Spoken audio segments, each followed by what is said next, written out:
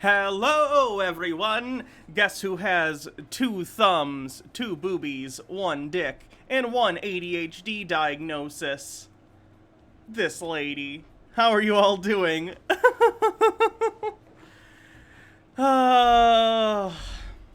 So, I don't know if I mentioned this on stream, but a couple weeks ago, I went and for an exorbitant fee, had to go get tested for ADHD. This test took, let's see, I got there at 9, and I was there till 3. So I was there for 6 hours doing tests. And today I went back to get the test results. Would you all like to hear about my test results? We'll look into those in a little bit. Logarth, thank you for subscribing for 12 months. That's a whole anniversary. Thank you. So, yeah, these are getting sent to my prescriber, and then they'll fix my brain with pills. I was there till 4. Okay, yeah, long stuff. Share your grades with the class? I will. Selectively. I'm not going to tell you everything, but I did find some of this actually pretty interesting. Part of the test was an IQ test, and I think IQ is kind of bullshit. But I did find it interesting in terms of measuring my non-existent math skills versus my verbal skills, which are apparently quite good. So, that's nice. What kind of questions? It was all sorts of different tests. They were tests from, look at this picture, tell me what's wrong with this picture. There were tests that were, what's the difference between these 2 pictures? They show you one picture and then show you the second picture after a minute of looking at the other one. And have you tell the differences, define these words, who is this person, so like general knowledge stuff. There were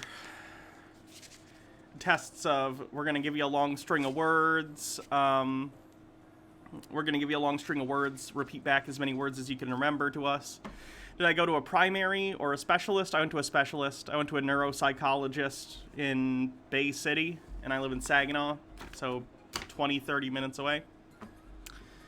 Cast Iron Pan says, the meds won't fix your brain, unfortunately, but they do help. Well, that's good.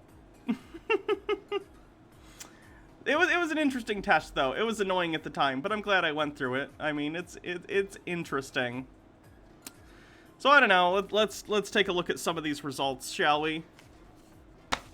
Oh, and the doctor had very nice things to say about me too, which was nice. So that's good in terms of my transition. So that's good. Let's see. Let's get to the well, this is good. Hannah is right-handed, 27 years of age. Hannah was friendly and cooperative throughout the testing process, and there was nothing unusual about her behavioral patterns that would have interfered with better test performances. Consequently, this is likely a valid measure of her present abilities. So that's good. That means I'm not a complete fuck-up. So that's good. I'm able to sit and take a test. At least a little bit. Mike Mack says, thank God CW canceled the Powerpuff Girls pilot episode for their live-action series. It was just too much. I read some of that script. Oh, yeah. That's bad. If you find yourself writing a Powerpuff Girls pilot, and in the first episode, one of the Powerpuff Girls threatens to leak the nudes of another Powerpuff Girl, just give up. Crumple it. Throw it in the trash. Don't write that pilot script, and certainly don't film it.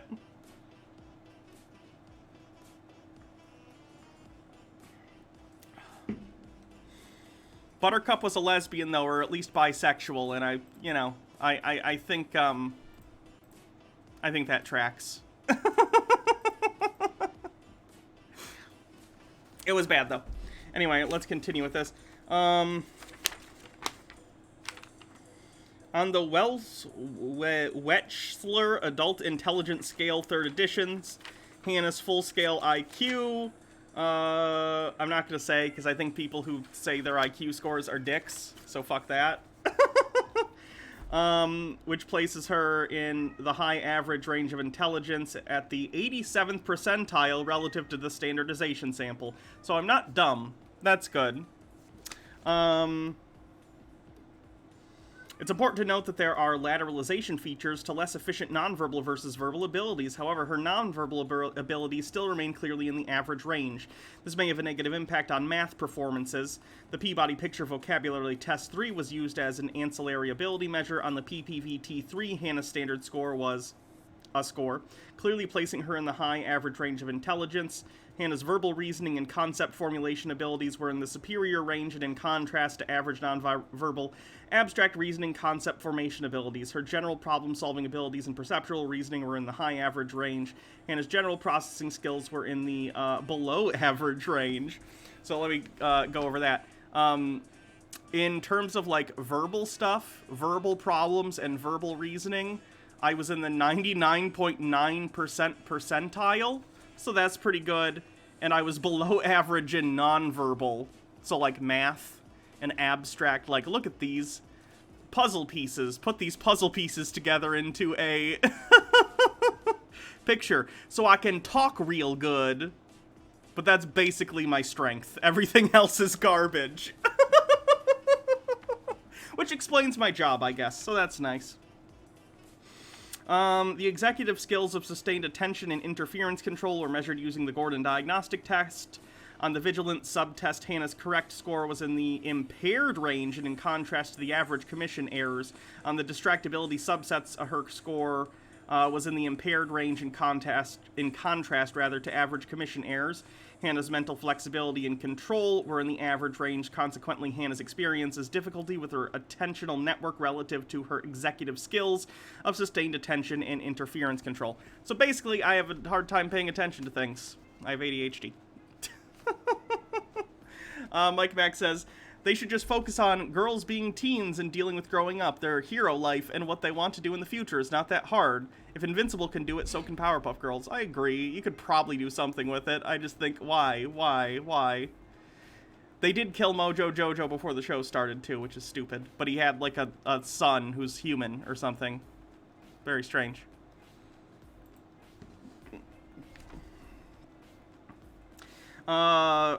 Dominant and non-dominant simple motor speed and fine motor dexterity were in the average range. Hannah experienced bilateral general grip strength deficits.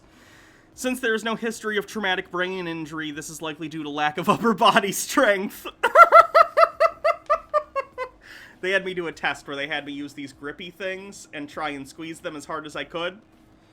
And I apparently did so bad that they had to consider that did I have brain damage? That's a diagnostic burn. Those are rare. But yeah, I have poor upper body strength, especially with the hormones I'm on. They weaken your upper body strength. So, what else? Hannah's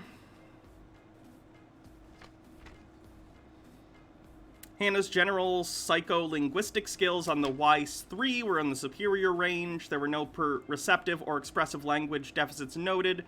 Hannah's general verbal knowledge and factual knowledge were in the superior range. Hannah's general visual perceptual skills were in the average range. Her general visual discrimination skills were in the average range. Hannah's visual spatial integration was in the average range, and her ability to interpret social themes from pictures were in the average range. That's not bad. Hannah struggled with design memory, indicating inattention was a confounding variable. Hannah's working memory was in the average range. Inattention was a confounding variable relative to better memory performances.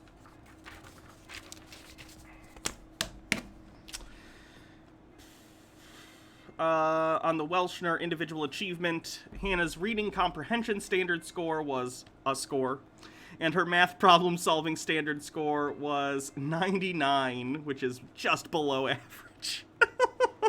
Ender 92 says, these descriptions sound like an in-depth test to see what D&D class you are. For the record, the average on these is 100. It works like IQ, where 100 is the average, so it's just below on math. Which I talked to the psychologist, I'm like, if I'm just below average on math, then everyone is fucking terrible at math. Because I'm garbage. So if I'm average, and I know average is just like the mean in terms of like low end and high end taken as an average, but like that's pretty bad. If I fall in that, you know, middle of the bell curve. Well, Hannah indicates she struggles with spelling the test of... While Hannah indicates that she struggles with spelling, the test of auditory processing skills was unremarkable, indicating there were no learning disabilities or difficulty with phonetic weaknesses. Her spelling-related issues may be associated with her inattention. It's important to note individuals with attentional network difficulties often will have issues with basic reading and spelling. Hannah completed the Minnesota Multiphasic Personality Inventory in a manner describing psychological symptomatology. Hannah produced a 275 code pattern indicating... This is where, in a neuropsych language, he calls me a bottom. So this is my favorite part.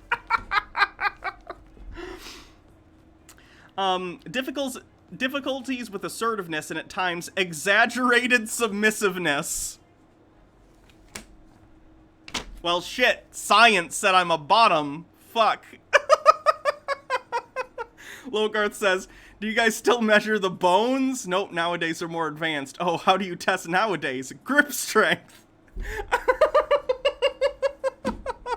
Science has confirmed I'm a bottom. Do you have a piece of paper from a PhD that says that?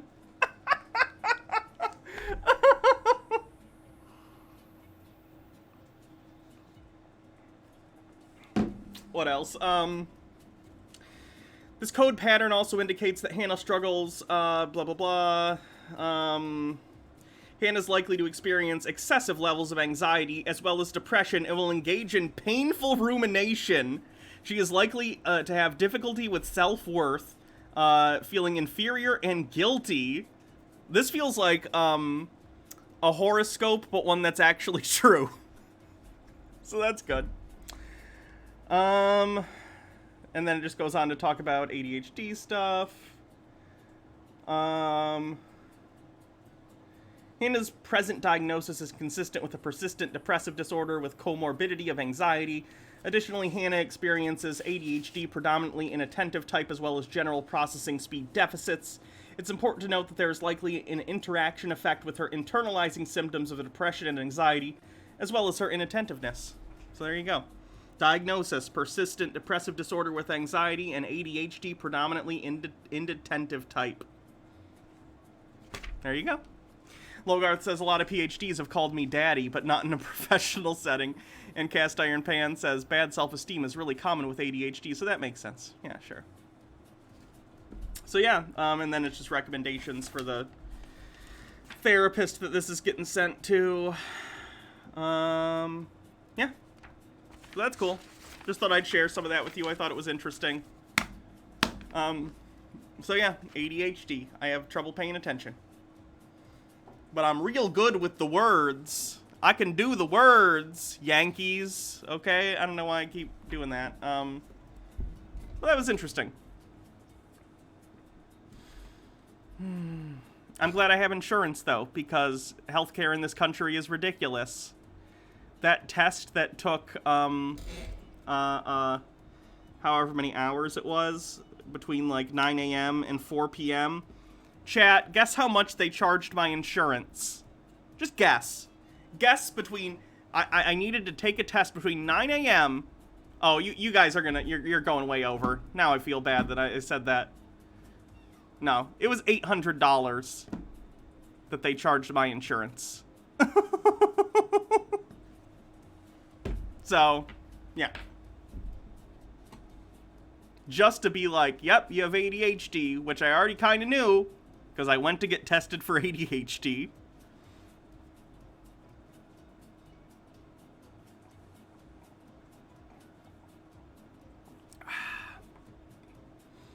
I don't even want to know how much it would have been without the insurance.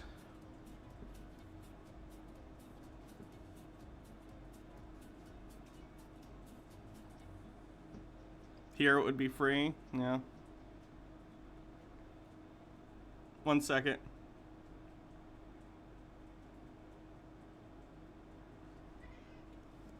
One sec.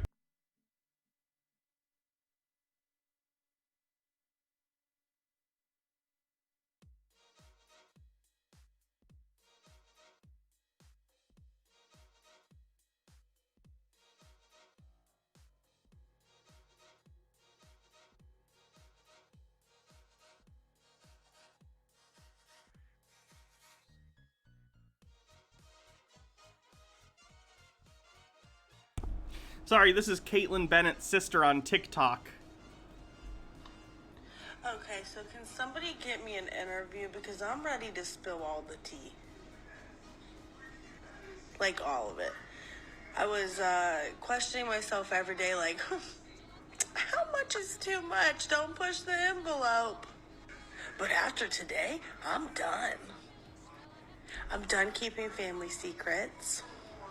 I'm done holding back on the childhood trauma. I'm done being worried about being sued. I'm done being worried about cease and desist letters. I said assist, I meant desist. Desist? You get it. I have so much more to say. I have so much more to unpack. So if anybody's interested... Well, I got a lot more tea to spill. I need to get in contact with her and bring her on the show. Nikasume says, hey Hannah, hope your day is well. Also, I found out that my financial aid was approved for the computer science program I applied to. Congratulations. Ola Monster, thank you for subscribing with Prime. RTK142 says, get that interview, Hannah. Be very careful, John. Thanks for gifting a sub. And that catches us up. Nico, I always do that. I'm sorry. I'm sorry, Nico Asume. Cast Iron Pan says, I'm starting a new job and have to get drug tested tomorrow. Always fun when they call me and I have to ensure them I have a prescription for the stimulants in my pee. Gotta love America. Okay, let me see if I can... I think, Baha, didn't you send me, like, a link to her thing that had a business email? Let me see if I can find that real quick, because I would like to email her as quickly as possible so someone else doesn't get the interview instead of me. I mean, she'd probably do it to multiple people, but, you know. I want to be the only one, or at least the first one. Let me see if I can find that. Bardlock Moses with 100 bits says, first stream I can catch this week. Well, thank you. I'm glad you're here. And a hype train just started. Nice. Let me see if I can find... Baha, do you happen to know that link again? Like, is there a way you could send it? Just because I don't know where it's going to be in our chat, so we talk a lot, so...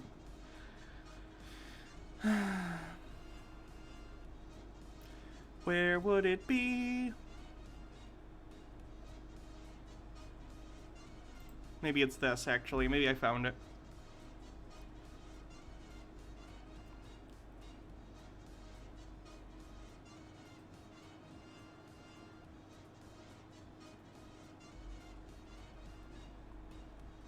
You sent it? Thank you.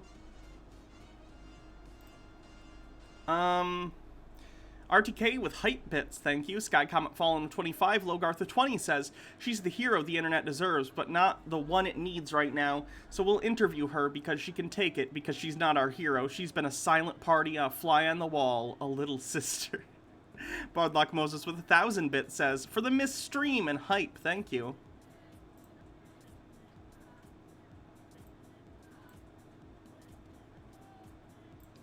Let me... How am I gonna... I guess I could just send a message on here. Sky Comet Fallen, thank you for gifting a sub. We're at 64% to level 2. Or about, maybe there's an email. I could just send a message on Facebook, but oh, there we go. Yes.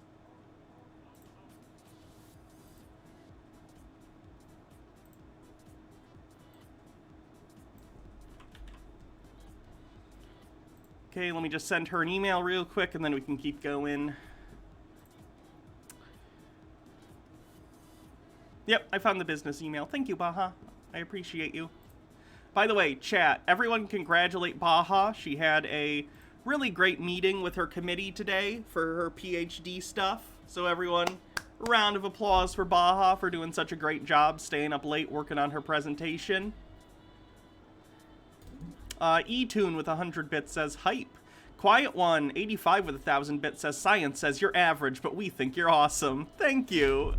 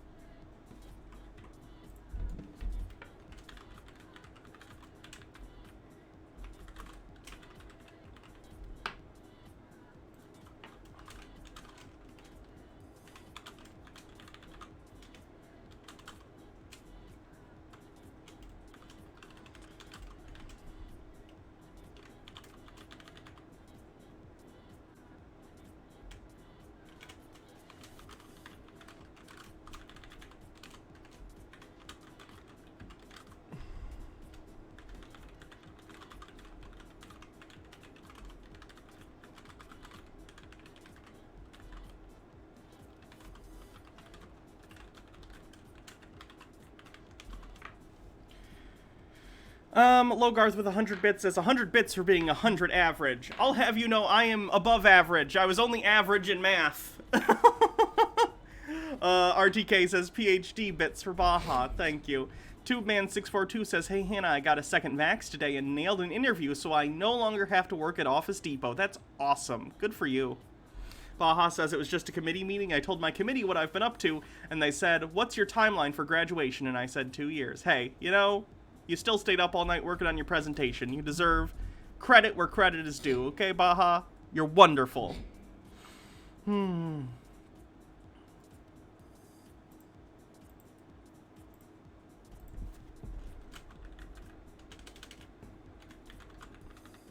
Bardlock Moses, thank you for gifting 5 subs to the community.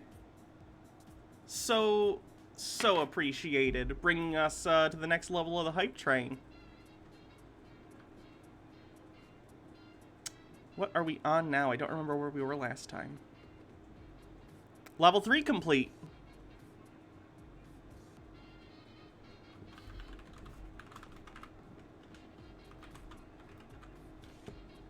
TubeMan642, thank you for gifting 5 subs to the community. I'm sorry, I know it's boring watching me just compose a business email, but I really want to do this.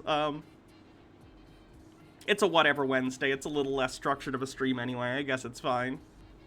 Woohoo Lulu, thanks for 100 bits.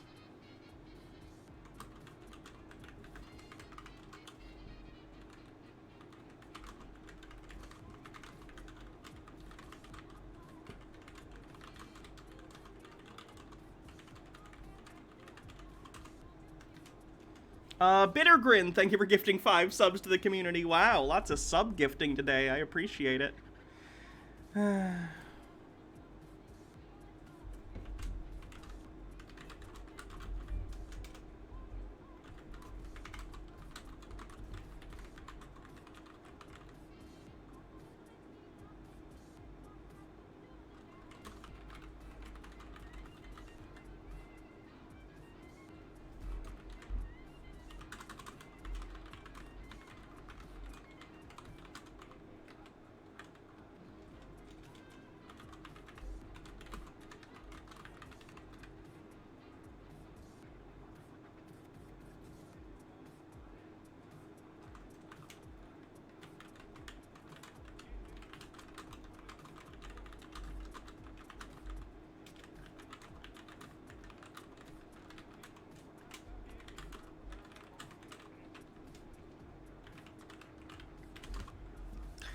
Okay, now I just gotta send her. Hold on, I want to link my channel so she can check it out if she would like.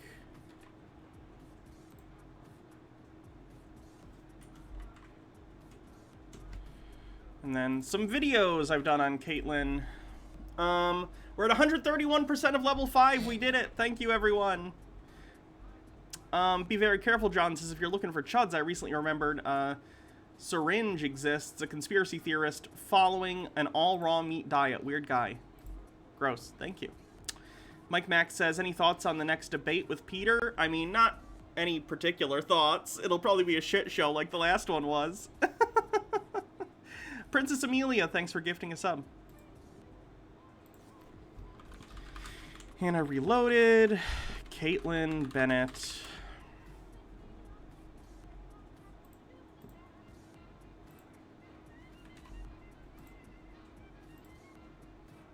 Email, email, email, email.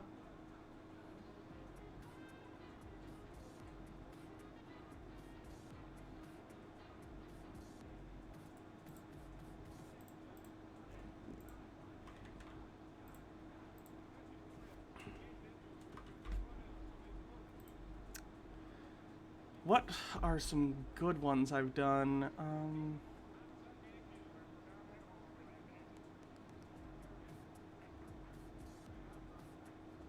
I wish I looked better in some of these clips.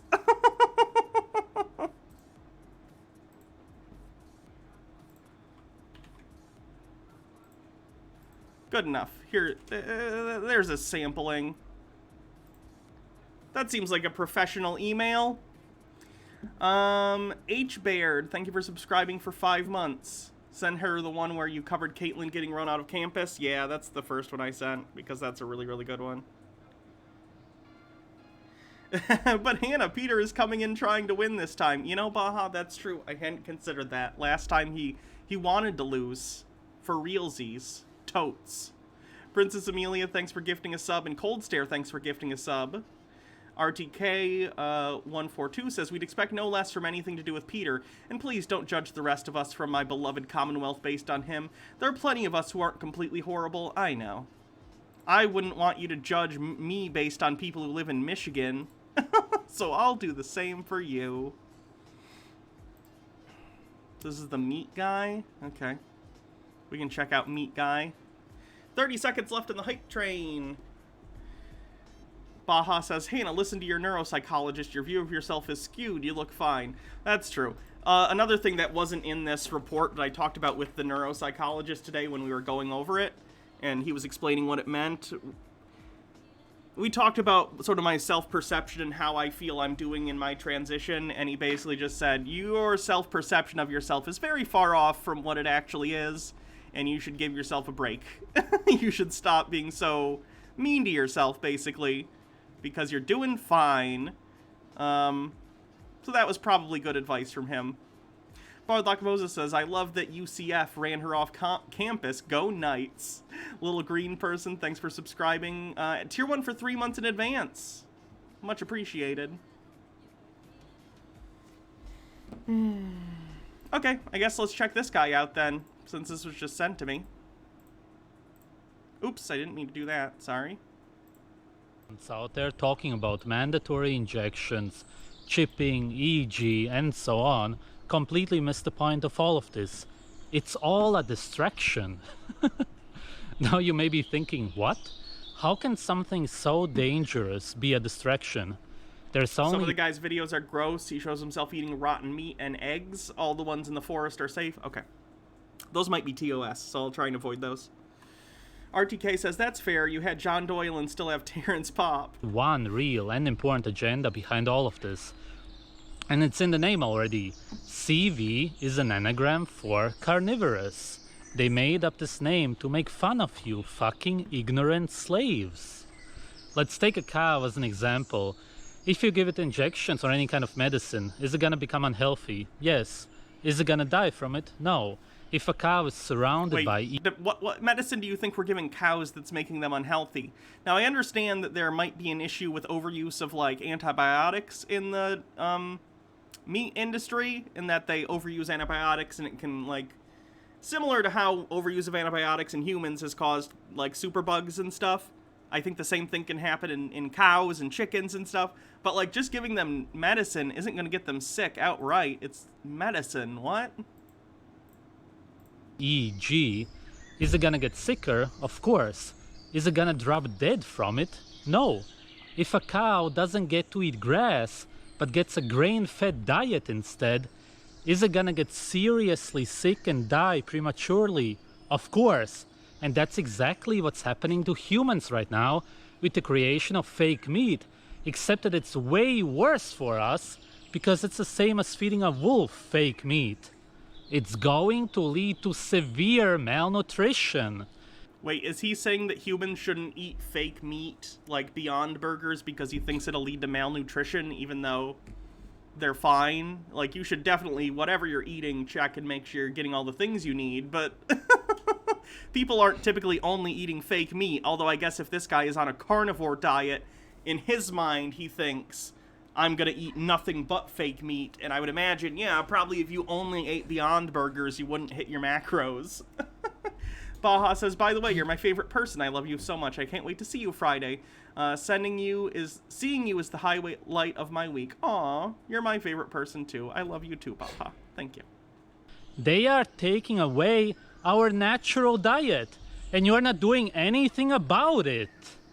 BG is promoting and funding veganism, right? Wait, who's BG? Big Government? Is Big Government BG? I don't think Big Government is promoting... Oh, Bill Gates? I don't think so. Now, fuck all of you so-called truthers who don't report about this. This is also why they subliminally without putting much focus on it, made everybody believe that it has to do with a market where they sold meat, and therefore eating animals. Is he referencing COVID and the whole talk about it starting in like a wet market or whatever? Most people already believe that eating meat is unhealthy, even though it's the healthiest and most nutritious food out there. It's not going to be... I don't think that means anything. Anyone who says any food is the healthiest, most nutritious food... Human beings thrive on eating a variety of things, like meat in moderation, like anything in moderation. Americans in particular eat more meat than would be advisable in an ideal health situation. Americans eat huge portions of meat. My health teacher in high school, and maybe the research has changed on this, I don't know the exact number, but basically they said a healthy amount of like red meat to eat in a day would be roughly the size of a pack of playing cards. So, you know, not a ton, a really small amount. Like one burger's worth, basically, of meat. And then the rest, you know, eating other stuff like vegetables and fruits and all sorts of stuff. But,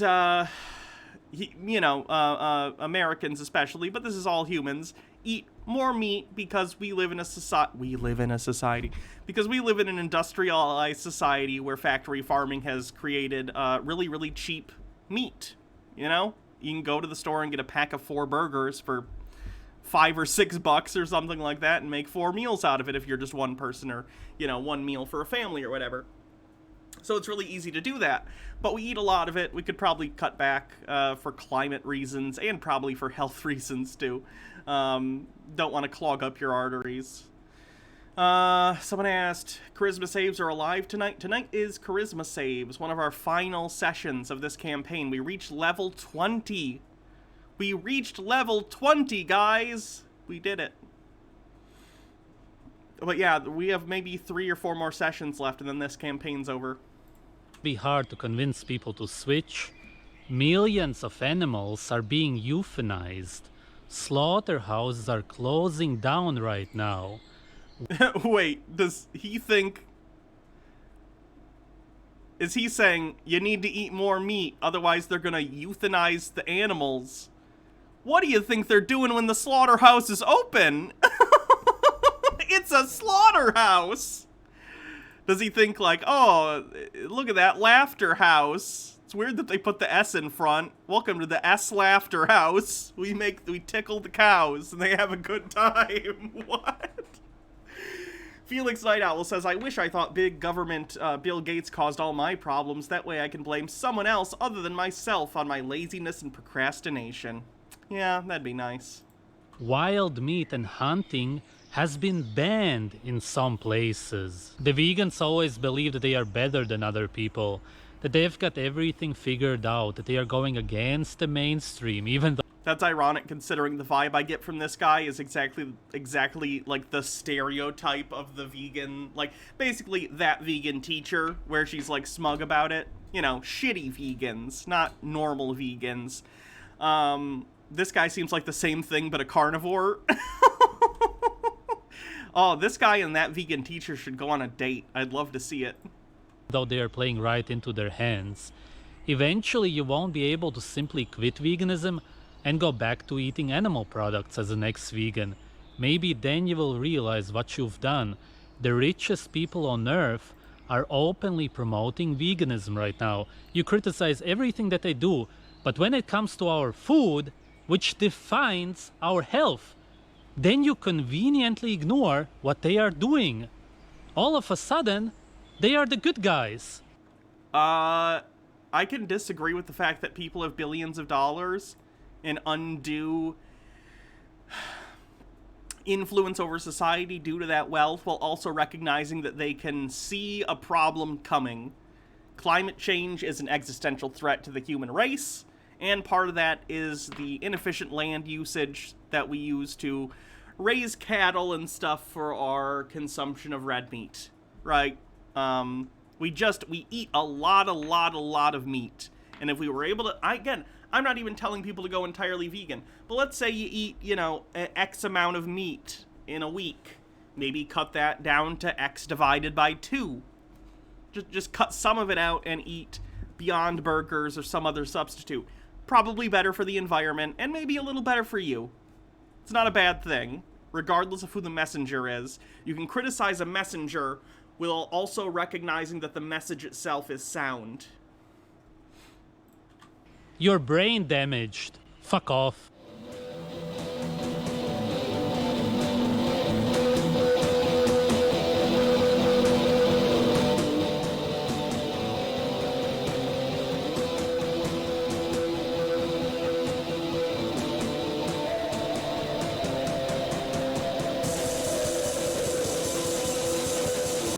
I think the rest is just a montage of him walking or biking through the woods, whatever.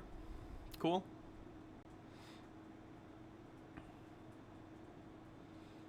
Time doesn't exist. 5 years of raw food. Eating only raw food. What I eat in a day. Oh, God. Good morning. Mike Mack says this... I'm not gonna say that. I don't think it's fair to ascribe things like that to people. That's not... Like, without knowing them. You know. We can joke about this kind of thing, chat. Like, oh, you're a bottom. Ha, ha, ha. I wouldn't do that to someone. I don't know, though. That's not cool. Morning. I've been eating raw food for over 5 years now. Not only does this obviously prove that we don't need cooked food to survive, I hope that that's needless to say, because no animal in nature does, and believe it or not, biologically, we are animals, and this will never change, which means that the laws of nature will always nowadays. Oh no, he's gonna eat that raw whatever it is. Oh my god, no. Oh no. Oh god. I don't think this is TOS. Like, if we were seeing him slaughter a brain or something, I think that would be TOS, but I think watching him eat raw meat is not TOS. It's disgusting, though, so I'm not going to show it. I think that would make us all pretty sick. And then I guess he eats raw eggs like he's in a Rocky sequel. This is just him at the store. So how much is this? He's a tapeworm factory. I met 2 subscribers at the store. Oh, it's not only meat, he eats entrails, too? Oh, that can't be good. Coincidentally, by the way. Everybody comes here. It's the place to be.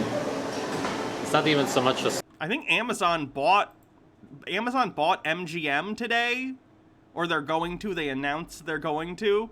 So Amazon's gonna own the Rocky franchise. Oh god. Oh, they're gonna reboot it. It's gonna be bad. Even though they already have Creed, and Creed is great, they're gonna try and reboot Rocky. I guarantee it. Store. It's a meeting point and a party place. Is he gonna... What the fuck? Why did he just punched buns? Are you gonna buy those buns, or did you just destroy a product in a store that now has to go in the trash? Really? You piece of shit?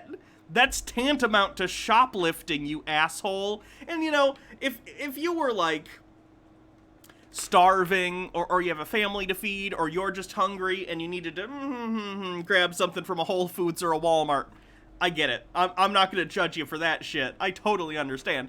But like, this isn't that situation. He just destroyed a food product and now it's gonna go in the trash and get wasted just for a stupid shot for his YouTube video. What a douche.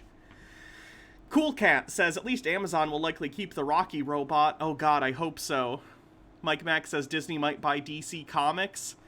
That's... oh boy. That's not good. That's not good at all.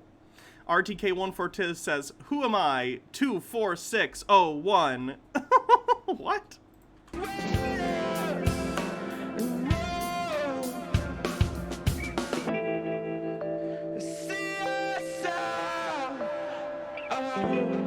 Oh, that's disgusting. I'm sorry. I didn't mean to show that.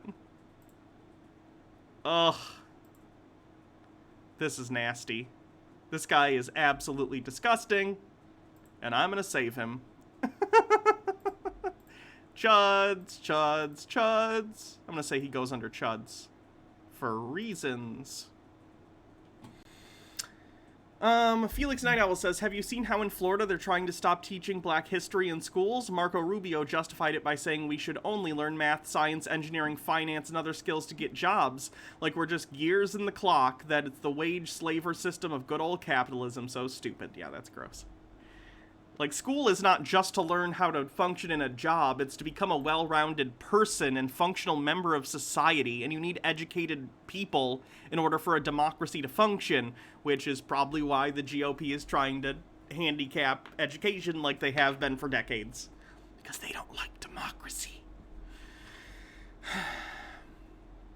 RTK says, Les Mis reference, stealing bread to feed your family. Oh, prisoner 24601! Your time is up and your parole's begun. Sorry, I didn't recognize Jean Valjean's number. My bad. Prisoner 246. I always get the is that Russell Crowe? The Russell Crowe version. Prisoner 24601. Your time is up and your parole's begun. You know what that means. Mike Mack says, one good thing will be a live-action crossover, like from the comics. I don't want a Marvel DC live-action crossover. I'm good. RTK says, the boomers think it should be about getting jobs. Fuck 'em! I do not care. Oh, hi, Tiffany. How are you doing?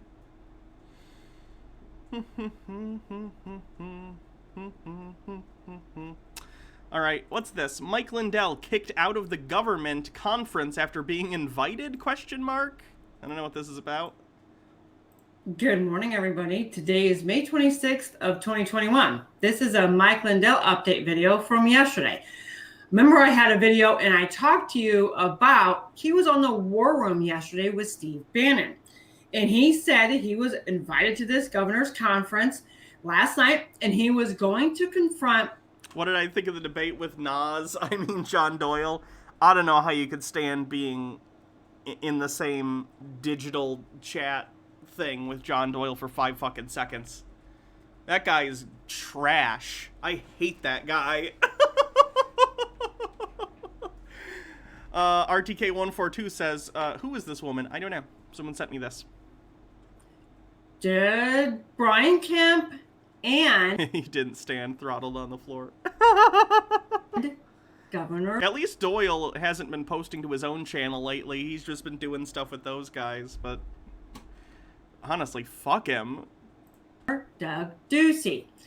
And he was going to ask them about what was happening and going on in their state. Hasn't he been banned? Nope, John Doyle's channel, well, unless it happened very recently and I didn't hear about it. Nope, John Doyle's channel's still live. He doesn't have a Twitter, but I think he has an Instagram too. States and why they haven't done anything about it. But first, before I get to the article, God bless you, Mike Lindell. You are a true patriot. Thank you for standing up. Oh no, it's a weird lady who's a supporter. That's a shame.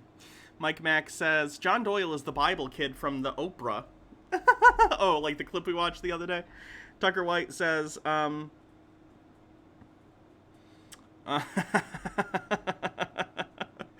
Tiffany says, I thought the YouTube TOS required a 2-digit IQ. Tucker White says, is it wrong that I'm gauging that whatever this woman's going to say will be vapid and full of nothing just from looking at her in the room she's in? I don't think it's fair to say because of the room she's in or what she looks like. I think that's stereotyping. However, I do think based on the fact that she's a Mike Lindell supporter, you could assume that. For integrity. Thank you for standing up for each and every one of us. We love you. God bless you. We're praying for your protection in this time, and we will do everything we can to help get the word out there also. Now, here is the article. Mike Lindell kicked out of the Republican Governors Association conference after promising to confront the Arizona and the Georgia governors after selection frauds. MyPillow CEO, top Trump ally, was thrown out of the Republican Governors Association conference in Tennessee on Tuesday. Earlier in the day, Lindell had vowed to confront the two governors about frogs. Is there a better source on this? Hold on. Just because she is a charisma black hole, if I'm being totally honest. I'd rather not watch a... I don't want to watch a quartering video on it. Sky Comet Fallen says, they all look the same. Why do... Come on. I do not criticize people's looks. I understand that it's an easy thing to do. If you don't like their opinions, criticize their opinions. What does it have to do with how the person looks?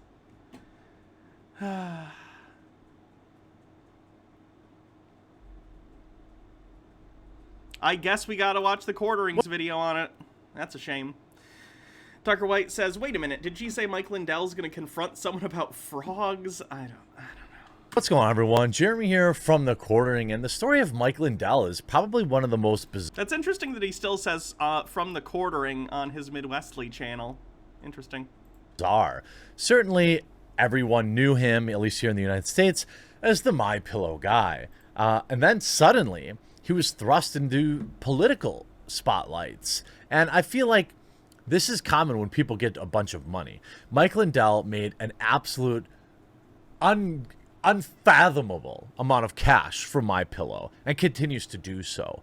And so what happens when you get a ton of money? You already have all the regular power you want, so now you want to get political. This isn't a dig on Lindell. This is just talking about every freaking billionaire out there.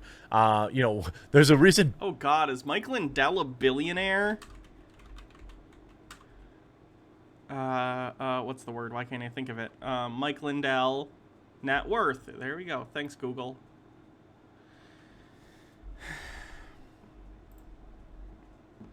No, 100 million. More than he should have. But not a billionaire, so that's good. Bill Gates apparently is allowed to give medical advice to Americans. These two things are equivalent.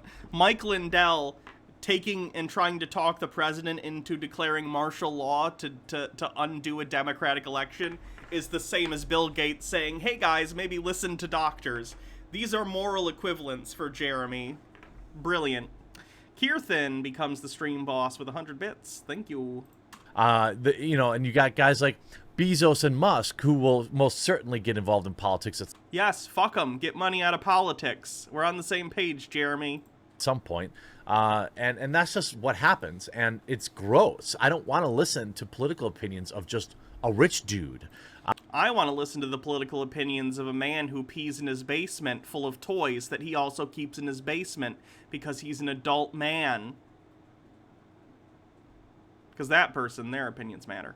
I do respect. I'm an adult, see. I keep all my toys in the living room. In here, it's all business. RTK says Gates also happens to be, you know, what's the word? Smart? The work that the hustle that Mike Lindell has put together, and as a businessman, I don't really. I mean, he's as good as it gets, right? He went. Oh, this crackhead who decided to cut up memory foam and put it in a pillow. What a genius.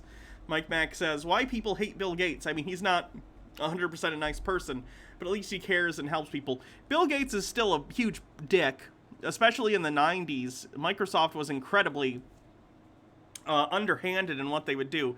They would go to other businesses and be like, we want to maybe do a merger or buy your product. Can we see what your product is? And they'd provide them a prototype or whatever, the software. And then Microsoft would be like, oh, I guess we're not interested. And then Microsoft would steal the idea. Like, Bill Gates has done some philanthropic stuff, but he's still a huge asshole.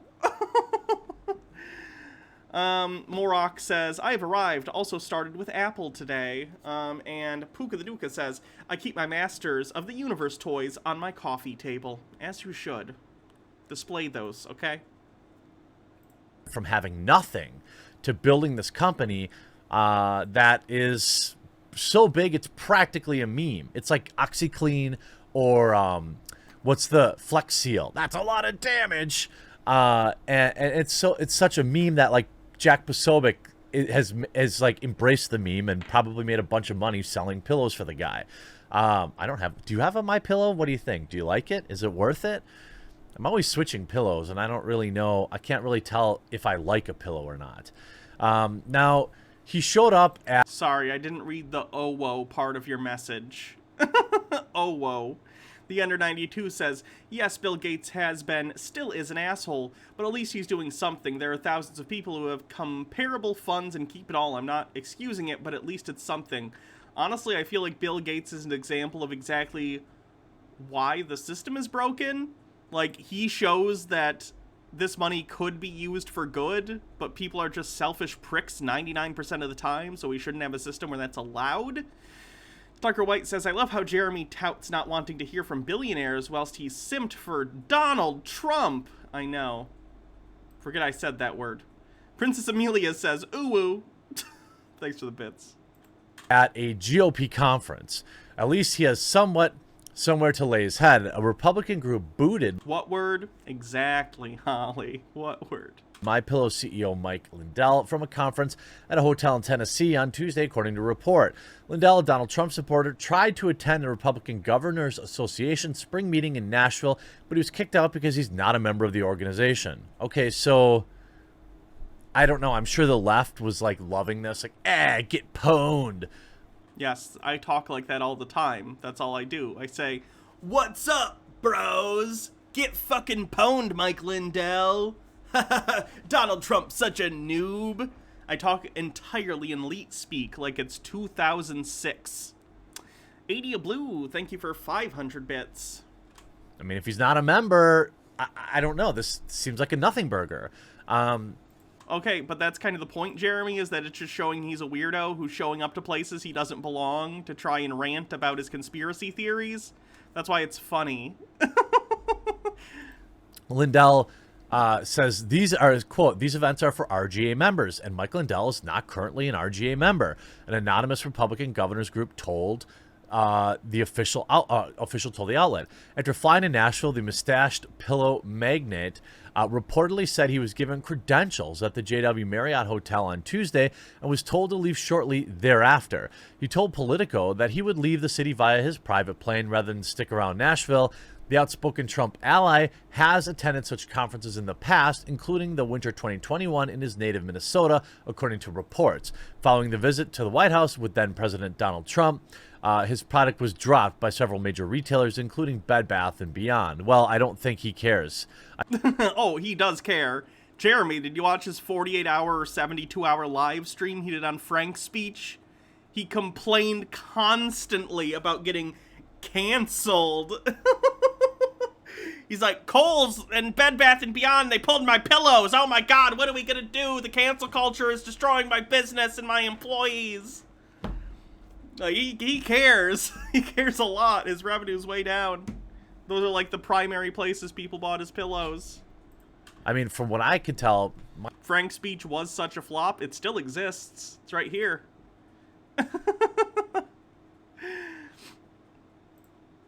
MyPillow has always been like a mail order, TV, infomercial, website business. I mean, I didn't know people were really buying it. I suppose Bed Bath & Beyond does carry a lot of those as seen on TV type products, so that's probably why they had it. Look, I know a lot of people like Lindell because he's super loyal to Trump, but I'm suspicious of him. I'm suspicious of any rich dude who just wants to get involved in politics. Sure. Unless it's Donald Trump, apparently. Then he's very okay with it. Mike Mack says, how dare a private event act like a private event? What happens to Jeremy with Magic the Gathering? What happened to Jeremy with Magic the Gathering? Maybe he is absolutely pure and a true American, like most people think. Maybe he's a... Like most people think. Does Jeremy think most people look at Mike Lindell and go like, what a patriot? And not, oh, it's the crazy crackhead pillow guy. Oh, okay. Crackpot. I don't know. But I'm suspicious, and I think that that's a reasonable feeling to have. The guy didn't have any, like, he wasn't a member. There was no reason for him to be there. There's no reason for him to be allowed in. So why show up? It seems weird.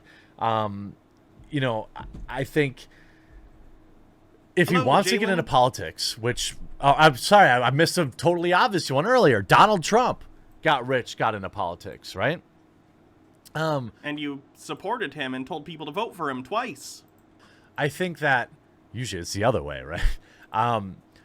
You know, I don't know. I mean, I see he's very likable. He did an interview with Kimmel. I thought, you know, he rolled with the punches. He has a great story about things that he's overcome. I cannot imagine listening to Mike Lindell talk for 10 minutes straight and thinking, yeah, that's a likable guy. Princess Amelia, thank you for gifting a sub to Tiffany. Bardlock Moses says, Trump got rich from being born into the right family. Well, that's the way to do it. But that doesn't mean he gets allowed into every Republican event. So, you know, of course, Lindell told Politico that he went to Nashville for the 3-day conference on Tuesday, but was informed shortly after collecting his credentials that he's not permitted to attend. Now, I don't know if he was given credentials in the first place. Why was he not allowed? Why am I reading everyone else's article? Sorry, I feel like I got like a chip on, I have a gosh, is it called a crown? Basically, I have a fake tooth cap on a tooth, and I think it got chipped or something. It's like a corner's jagged, and it's annoying the heck out of me. Adia Blue says, Pillowman sounds like a mix between Trump Mall Santa and Drunken Uncle. I'll just read this, guys, or Politico's. It's weird. An RGA official said that he's just not a member. He tried to join the transportation for members only for dinner at the Tennessee governor's mansion and was denied. The person added, these events are for RGA members, and Mike Lindell is not currently a member. Lindell rose to political fame last year when he became a top ally for then President Donald Trump, even speaking at the White House event in early weeks of the coup. Trump called him a friend during the Rose Garden press briefing. After the 2020 election, Lindell became one of the most prominent people touting, questioning the election, we'll say. Earlier Tuesday, Lindell had gone on Bannon's radio show after he promised to confront Georgia Governor Brian Kemp and Arizona Governor Doug Ducey at RGA's chair about the election. Oh, maybe that's why he wasn't allowed. Probably. I don't think they wanted to get yelled at by a crazy pillow conspiracy theorist at their convention and make a shit show out of it. Truth finally comes out. So it really wasn't about him not being a member. It's that he was going to get in there and cause a problem for these people. Now, again, if Mike Lindell wants to get into politics, I'm sure that he could win some sort of election back in Minnesota. I'm not sure actually where he's a resident. I'm sure he could get into it. Wouldn't that be so fucked up if Mike Lindell won a political position somewhere? Like a relatively high up, like a governor or a state senator or something, or God forbid, just a normal senator. This godforsaken country. Mike Mack says, weren't almost all presidents rich and politicians make a lot of money? Yeah. Hydrate. Okay. Minnesota elected Jesse Ventura. Yeah. I had not considered. Oh, yikes. They're going to elect Pillowman. Do it if he wants. Again, Dominion is suing him for $1.3 billion right now.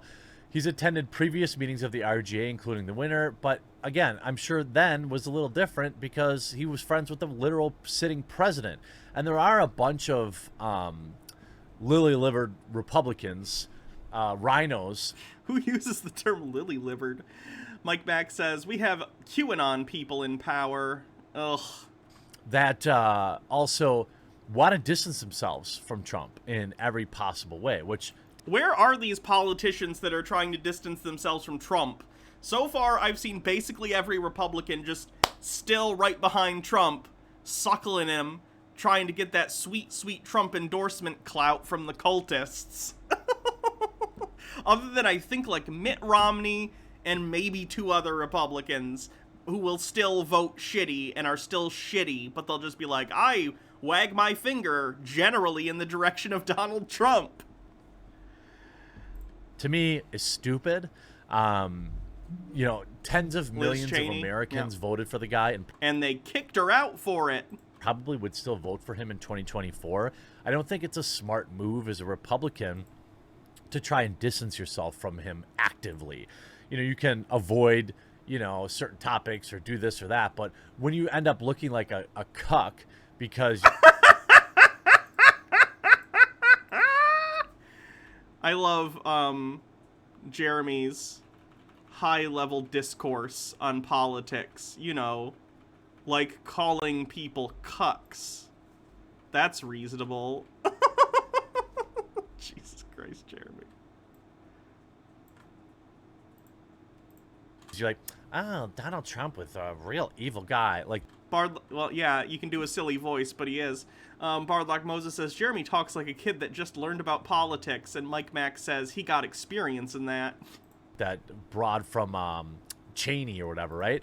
These Republicans that really want to be Democrats, I have no time for them. Now, Lindell... Isn't it funny that Jeremy still tries to pretend like, I'm liberal? No, you're not! You're right-wing, Jeremy. Just admit it. It's fine. I don't like it. But, like, at least be honest. randomly showing up and being expected to be let in. I mean, that's on him, honestly. As much as you may like the guy, also understand this. Lindell on Tuesday shared a screenshot of a calendar event headlined RJ Nashville meeting with the attachment Nashville Agenda PDF, and said he had been invited to the event in the last month or two. He had also shared the schedule of RJ events for Tuesday and Wednesday, and had the word confidential at the bottom. Lindell also shared... RTK says Liz Cheney wants to be a Democrat. What? It's almost like Jeremy doesn't know what he's talking about. His, quote, executive roundtable badge to the conference. The dinner Tuesday night was titled Executive Roundtable Reception and Dinner. So... Didn't Sargon drop the classical liberal thing and just call himself a nationalist now? I'm actually not sure. I haven't covered Carl in quite a bit. Maybe... Carl, at least to me, feels like he's become almost entirely irrelevant. I never hear anyone talking about Carl anymore. Like, what does he do? What is he even doing? He's doing that Lotus Eaters podcast. Does anyone care what his takes on anything are? What it seems like is he was... Like, I hear all the time people talking about in left-leaning circles, oh, did you see what Tim Pool's take was? Or did you see what Ben Shapiro said? Or such and such person? People I cover pretty regularly. But I haven't heard anyone be like, did you see the big take from Carl Benjamin recently? Like, no one talks about Sargon. It's so interesting. It's going to be allowed in. But then... after Tim Pool is becoming irrelevant, too. Tim is lucky in that he's dumb enough that he says kind of an outrageous thing often enough that it keeps him refreshed in people's minds. Like, every other week he'll say some really dumb shit that goes around political Twitter, and everyone laughs, which kind of reminds people that he exists. After he shared what appears to be confidential information and went on the radio saying that he was going to confront two people, they probably said, we're going to use this loophole and not let him in. Look, I support Mike Lindell's quest for the truth. Oh, Jeremy falling for the conspiracy theories. Beautiful. And he's been one of Donald Trump's most loyal allies, but he's not a politician yet. So you can't shortcut that this quickly. You can if you have his kind of money. So get into office if that's what you want, Mike Lindell, and be the change you want to see. Don't just show up at the party RTK says, isn't Tim Pool Canadian? I don't get why he's obsessed with American Civil War. Is he? Hold on. Let me look at his Wikipedia. Timothy Daniel Pool is an American citizen journalist. Well, he's at least an American citizen currently. I don't know if he was born in Canada. No, this says, according to Pool, he grew up in Chicago's South Side. So no. Expect to be let in, because it's just not how it works. Tim Pool's beanie is Trump's last Horcrux. Yeah. So that's that. Hope you enjoyed this video. We'll talk to you again real soon. See, I thought Eric was Trump's last Horcrux, which is why he's kind of like just not all there from holding on to a piece of Donald Trump's soul. But okay. Did that just say he left school at 14? You know, let me relook, okay? According to Poole, he grew up in Chicago's South Side in a lower middle class family and left school at age 14. That explains a lot. Wow. Okay.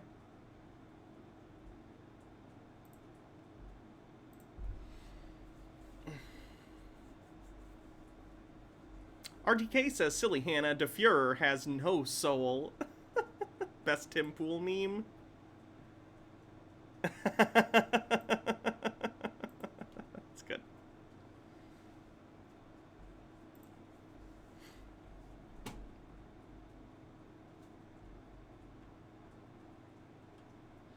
Doon doon doon doon doon doon doon doon doon doon doon doon doon.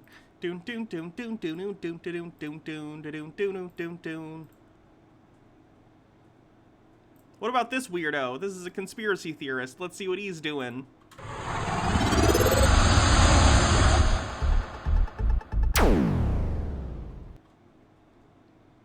You have my attention. My name is Zorga, and I'm a reptilian shapeshifter. How the Hades are ya? Welcome to this live-action role-playing session where you get more truth in fiction than from the mainstream brain-drain media. Full disclosure, we have infiltrated your civilization. We do it every time you reach a certain level of enlightenment. At least that's how you interpret it. And Okay, I need to get more water. Be back in a second. We can watch this. Jesus.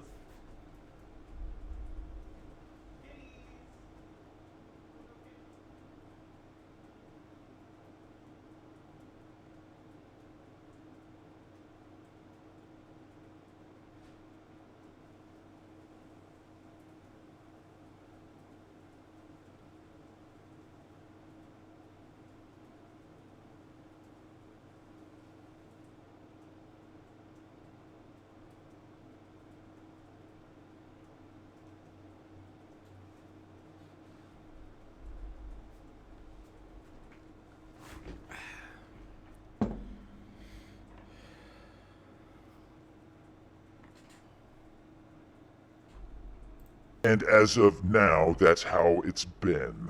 Now, Mike Mack says, do these cultists who want civil war not know how nukes work? I don't think so.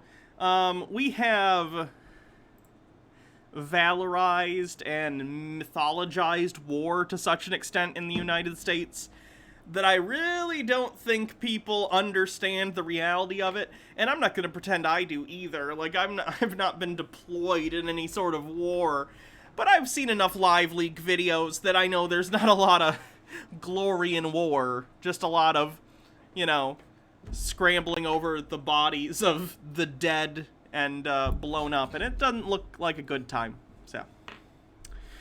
Logarth says, with 20 bits, water. It's water. The Under 92 says, can anyone explain to me why these far-right talking heads do this? Am I losing my mind? Why the LARP? No idea. Princess Amelia says, too many Americans seem to think Red Dawn was a documentary. Yeah. now is subjective too. Even you are but perception within subjection. Want out? Look within. A sad example is Israel, yeah. Feel yourself beyond yourself. Inclusion, exclusion, not so much without ego illusion. So embrace yourself and the non-self of immortality. What? The news is so toxic, I have to wear a biosuit and jam out. This thing is so cool. Literally. Go to easysummercool.com. You're going to get 50% off as a Leak Project listener, free shipping in the US, 30-day money-back guarantee, and this thing works. It's a miniature air conditioner you can take just about anywhere. Look at this. I've got it plugged into my backup solar bank. This is a Interesting. I wonder how that works, because usually an air conditioner, like one I have back here or the one I have in the other room, it'll like take the warm air and push it outside, which is why if you stand on the outside of a window with an air conditioner and you feel it, it's shooting hot air out, right? So how does this work? The heat has to go somewhere. Adia Blue says they don't work. Okay. It just evaporates water. It's known as a swamp cooler, and it's a scam. Good to know. It's a swamp cooler. It just spits out moist air. So a humidifier. It's a humidifier that they're claiming makes it cooler. Okay. A 20,000 milliamp battery bank, and it's working great. It's got 3 different settings. Wouldn't that just make it more humid, which would make it warmer?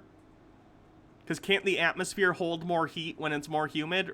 Or is it the opposite? I thought the atmosphere could hold more heat when it's humid. As you can see right here, this is as loud as it's going to get.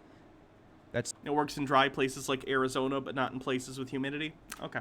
setting 1, setting 2, setting 3, and then your humidifier is right here. You can put water in it. It works great as a humidifier, and it's got something else built into it that you're going to love. It has a filter system built into it to get rid of a lot of the nasties in the air. So get yours, easysummercool.com. Get the 50% discount, get the free shipping. You'll be glad you did. A guy And playing you have a nothing game. to lose. You got a Thanks for 30-day money-back subscribing at Tier guarantee. 1. Halo! Hey everybody, Rex Bear League Project. How the heck are you? You know the feeling. You know what I'm talking about. So I want to share with you a few articles that I came across today. And I expect these people to know how science works. Ideally, that'd be great. the first one was, what's the new 5G device? From sciencenewsforstudents.org. The new technology might one day help power the Internet of Things. This may look like spidery art on a playing card, but it's actually a tiny array of antennas and a lens. The device can grab waves of 5G energy from the air, focus them, and turn those waves into electricity. Now, what's interesting is, if you follow the That's a stupid idea. I think Tesla tried to do the whole wireless electricity thing, too. Yeah, lots of wastage. Let's just say that. Chrysia says, the evaporation process takes the heat out of the air, but as the humidity goes up, the system becomes less and less effective because the air can only hold so much moisture. Gotcha. the transhuman movement, the concept of a merger between man and machine Is he smoking weed in that thing? That would make sense. Maybe. It does have a tube for on it. a utopian society. And It does look a little smoky in there, doesn't it? that's the hope of many. And as you all know, every action has an opposite and equal reaction. So how do you feel about the Internet of all things? How do you feel about these nanotechnologies that can be infused with biology, where they can actually use you as the mining program? What? Where they can mine you, essentially. The machine can now mine you.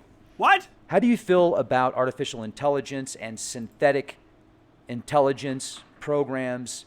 He legit stood in front of this camera and danced for like 10 minutes in this thing.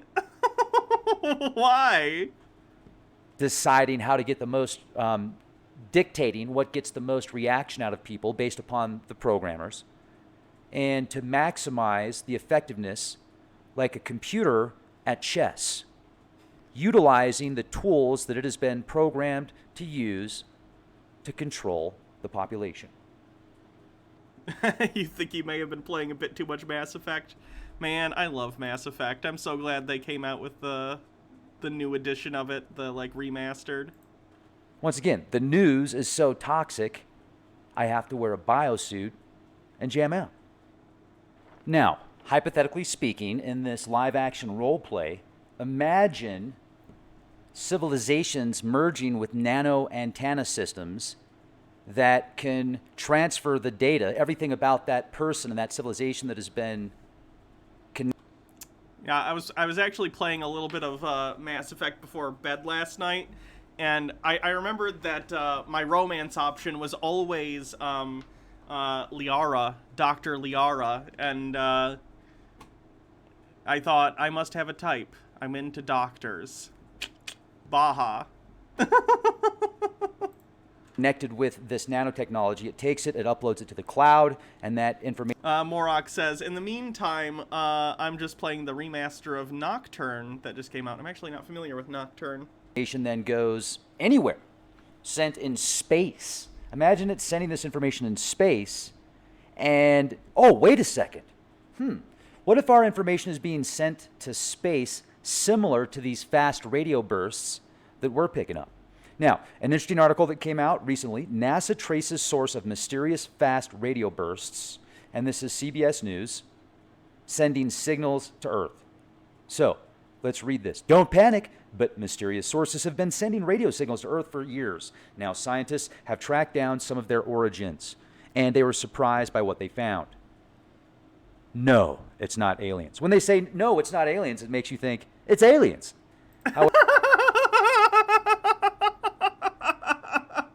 When they say a thing, it makes me think the opposite of the thing. Floof Fanatic, thanks for following.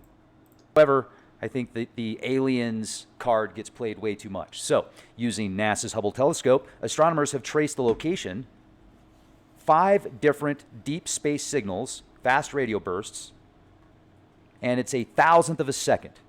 They generate as much sun does in an entire year. So 1,000th of a second, you will get as much energy as the sun emits in 365 days, 24 hours a day. Is that true? Well, this is the information that we're being presented. So about 1,000 fast radio bursts have been detected since 2001. They're difficult to track. Now, just because they've tracked these signals... I'm so much more interested in the dancing than anything he's saying. I'm enraptured. RTK says it's that time for me to wander. Have a great whatever it is for you whenever you see this. Live long and prosper. Peace and long life. Thanks, RTK. Hope you have a good day. Bardlock Moses says, I blame the History Channel, and Sky Comet Fallen says, I'm guessing quasars. If you want to play the timeout roulette, pick a number between 1 and 30, and Sushi Mom will time out the person who says the number she's thinking of. Morok Ben Eoth says, have you heard of Persona? Persona is a spin-off of the series Nocturne is part of, basically just as weird as hell as Nails JRPG that heavily inspired by Gnosticism. I'm aware that Persona exists, but I don't know anything about it. The new study set to be published in the Astrophysical Journal using the Hubble's Wide Field Camera 3, able to pinpoint 5 out of the 8 recent FRBs from their host galaxies. Just because they found it in a galaxy, the galaxy's a pretty big place. So you found it from a galaxy, so you think that it's not aliens. Interesting. Now they go on to say that the flares likely do not originate from explosive stars, nor are they the merger of neutron stars. It also says they don't come from dwarf galaxies. So, our results are new and exciting. This is the first high-resolution view of a population of FRBs, and Hubble reveals that 5 of them are located near or on a galaxy spiral arms, said lead author Alexandra Mannings. Most of the galaxies are massive, relatively young, and still forming stars. The imaging allows us to get a better idea of the overall host galaxy properties, such as its mass and star formation rate, as well as probe what's happening right at the FRB position because Hubble has such great resolution. Then it goes on to say, the team's findings support the idea that FRBs originate from the bursts of young magnetars. In case the FRBs are thought that, I think there's more to it. I mean, this could be extraterrestrial technology. This could be us from millions of years ago that traveled into space, and they're sending signals. They're sending signals to their allies. This is how I dance that too. Are You just across the galaxies, do arm you know, stuff. another That's all I know location how to in the do. universe, sending these really fast, powerful signals with pinpoint accuracy, and they're probably able to decode enormous amounts Jumping of information is dancing, and right? data. Okay. So if you could hook up an entire planet jump to antennas jump, that would then send all that data back to someone or others somewhere else. Not even watchers Snoop Dogg somewhere is this else. high. They could observe You underestimate all the Snoop data Dogg. somewhere else, even all the way down to the micro level of people.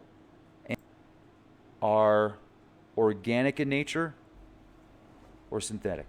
Looking forward to hearing from you. And I'm going to go ahead and jam out here for a few more minutes.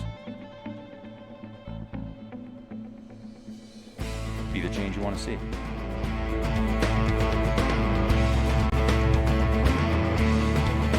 Guy Comment Fallen says, for anyone who doesn't know, quasars are supermassive black holes. I thought quasars were... I guess I didn't know what quasars were off the top of my head.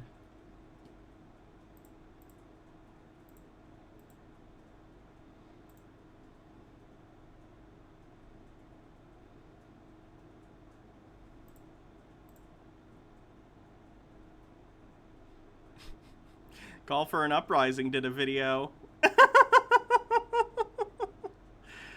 I don't know if we're gonna watch this whole thing, but let's see what he's bitching about today. Come, because this is a call for an uprising. This is a call for an uprising. Welcome to today's show. You'll want to stick around for this one. This one's pretty funny if you have a sense of humor. I mean, it's not funny, but it's unbelievable, and it's more from Lil Nas. This guy is getting crammed down our throats. For those of you not familiar, Lil Nas... He's one of the most popular music artists in the country. He's not being crammed down your throat. People like him. Jesus. Guy with the, you know, the Satan shoe, the Montero or video, I believe it's called Montero, where he's lap dancing with the Baphomet. Remember, these are your social influencers. He's also, you know, he's very proud. Let's put it that way. Very proud. Just recently, I covered him. He had the slip up, right? How convenient on Saturday Night Live, because, you know, wardrobe malfunctions, they've just turned it into a word, just like they did with the conspiracy theorists, so that people just automatically think it's an accident when they're not trying to, you know, pervert to the audience and lust. I mean, it's just, it's all... Has Call not seen naked people before? Like when Janet Jackson's boobie popped out at the Super Bowl, was he like, oh my god, a bare breast, I've never seen this before? The GIF87, thanks for following. Just sick stuff. He's got a new music video I have to show you, but first I need to show you this commercial he's also in. Since, you know, it is coming up on Pride Month, it's about pronouns, presented by UGG, the shoe. UGG, more like ugh. Hell. What an original joke that no one's ever made before. I'm surprised he didn't go ugh, more like ugly. Like, yeah, that's okay. Mike Beck says, so accidents are now satanic. M. Scheffler 720 with 100 bits says, if you don't want him crammed down your throat, don't try to deep throat him so far, Call. It's gonna make you go ugh. Hey, my name is Lil Nas X. Hold on, is this... Oh, did he start a new channel? No, this is just a different one. Wait, did I not save this one? This was a call for glitter kittens at one point. It's hard to keep track of all of Call's channels because he has so many of them. And my pronouns are he/him. I feel like it's common decency to respect people's pronouns, just as it is common decency for people to call you by your own name. Well, I'm glad he let us know what he identifies as. Right? I don't know. I mean, what you guys, I've asked you before what you identify as. I identify... The funny thing about this is that, like, the entire purpose of being... And I shouldn't say the entire purpose. A large purpose of being this extra, you know, being so flamboyant. I mean, don't get me wrong. I'm sure, you know, Lil Nas X feels incredibly empowered and great wearing this stuff, and that's awesome. But part of that empowerment comes from the fact that it's almost playing into negative stereotypes. It's like, oh, you think I'm a queen for being gay? Fuck yeah, then I'm gonna wear a crown and pearls and, you know, owning it. And that's like the entire point. And it pisses off Call so much that he's getting called out on this shit. And people like Lil Nas X do this and are like, yeah, I'm a fucking queen, bitch. Like, look at me on my fucking throne. It pisses him off because it takes away all his ammunition. Right? What's he gonna say? Oh, well, Lil Nas X is gay. Like, yeah, he's very gay, and he's very proud of being gay. Like, there's nothing wrong with that. He just has nothing to respond to because he's just out and proud as shit about it. It's great. I love it. I mean, I guess, can I say identify as the man? You know, because they have wrestlers and stuff females calling themselves the man. I mean, this is unbelievable stuff that we're even having conversations like this. But they're saying that respecting somebody's pronoun is the same as respecting somebody's first name. Yeah. Well, quite frankly, I don't care if somebody mispronounces my first name at all or calls me by a different name. We don't even know your name, Call. A lot of people on here call me by different names. So feel free. This is just unbelievable stuff. So what, I mean, You wonder if Call thinks therapy is satanic? It wouldn't surprise me. Again, this is the new normal, right? Respect. Yep. People being gay has been normal for a while, Call. See, this is the interesting thing, Call. Now you're the weird one, right? This is normal, and you're the weird one. How does it feel? I hope it feels bad. People's pronouns, soon to be fined, things like that. I know Jeff C. had covered that a lot. You're not gonna be fined, you're just a dick. Being ostracized by society for being an asshole, that's enough. You don't need a fine. Up in Canada when he was still with us. Quiet 185, thanks for gifting a sub. Talking about people's, their genders, pronouns, and people being fined for it. I remember there was a thing with Caitlyn Jenner when that whole thing happened, which was obviously all... At least he properly named Caitlyn Jenner. Sky Comet Fallen says, that's it. From now on, Call's name is officially Asshat. Planned out, but they were talking about, people were still calling him Bruce, and they were saying they'll get fined, and they'll get... I mean, it's unreal stuff, but remember, this is all about one everything, one gender, one government, one world order, and that's why we have all the divide, right? The wall, the division of states, division of countries. See, God did that and divided the nations because the nations were conspiring. The people were conspiring against God. He had to divide people. They were conspiring against God by building a big tower. Those bastards. Into nations, excuse me. The nations weren't conspiring. There were no there were no countries and mixed languages. He's talking about the biblical story of the Tower of Babel, which is in, it's in early Genesis. Basically, humans decide, because human society was all in one location, so they decided, to show how unified we are, we're going to build a tower that reaches heaven, and... Sorry, I'm trying to find it. Sodom and Gomorrah, which is after Tower of Babel.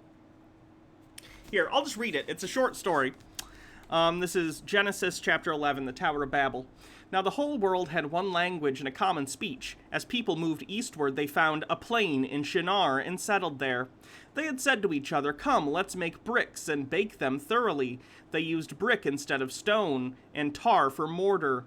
Then they said, "Come, let us build ourselves a city with a tower that reaches to the heavens, so that we may make a name for ourselves. Otherwise, we'll be scattered all over the face of the whole earth."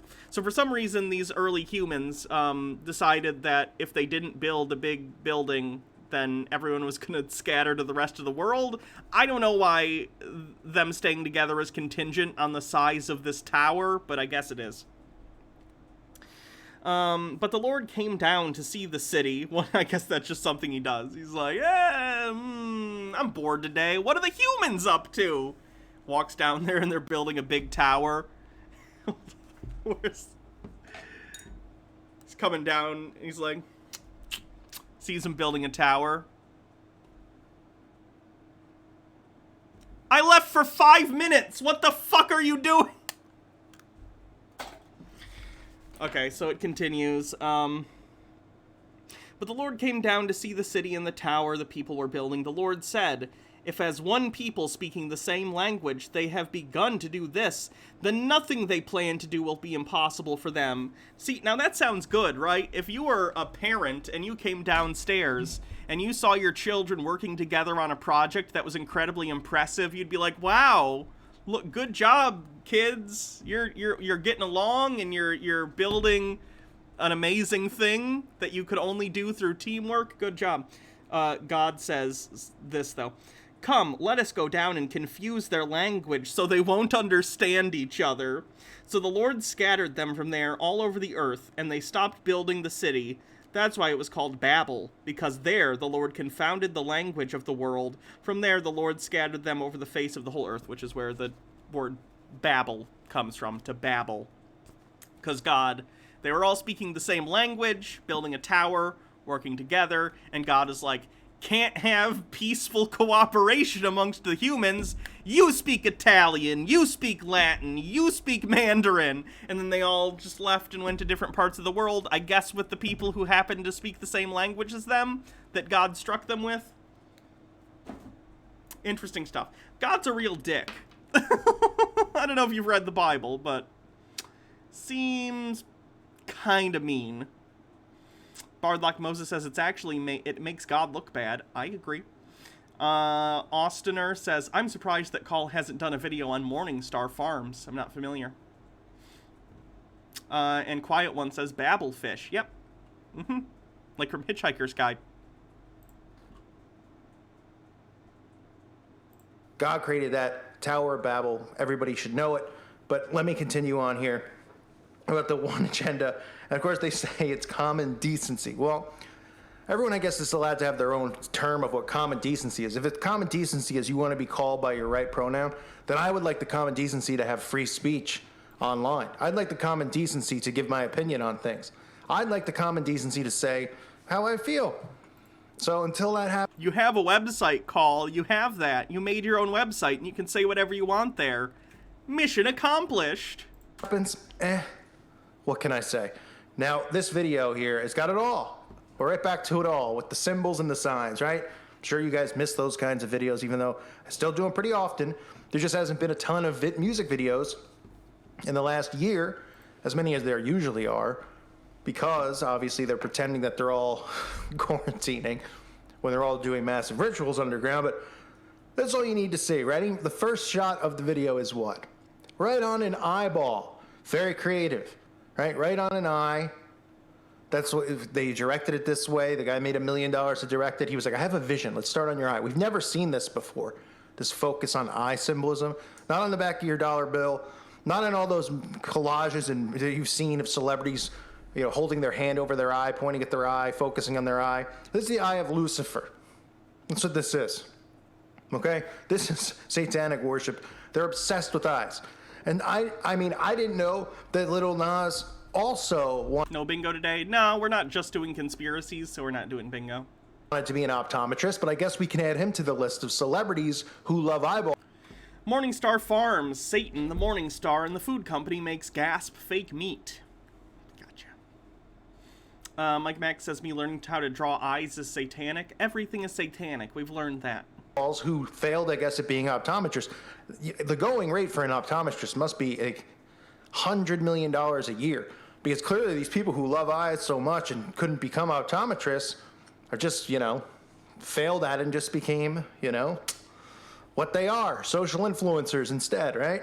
So this video starts with the eyeball. Of course, he opens the eyeball and he's demonically possessed. Why wouldn't he be, right?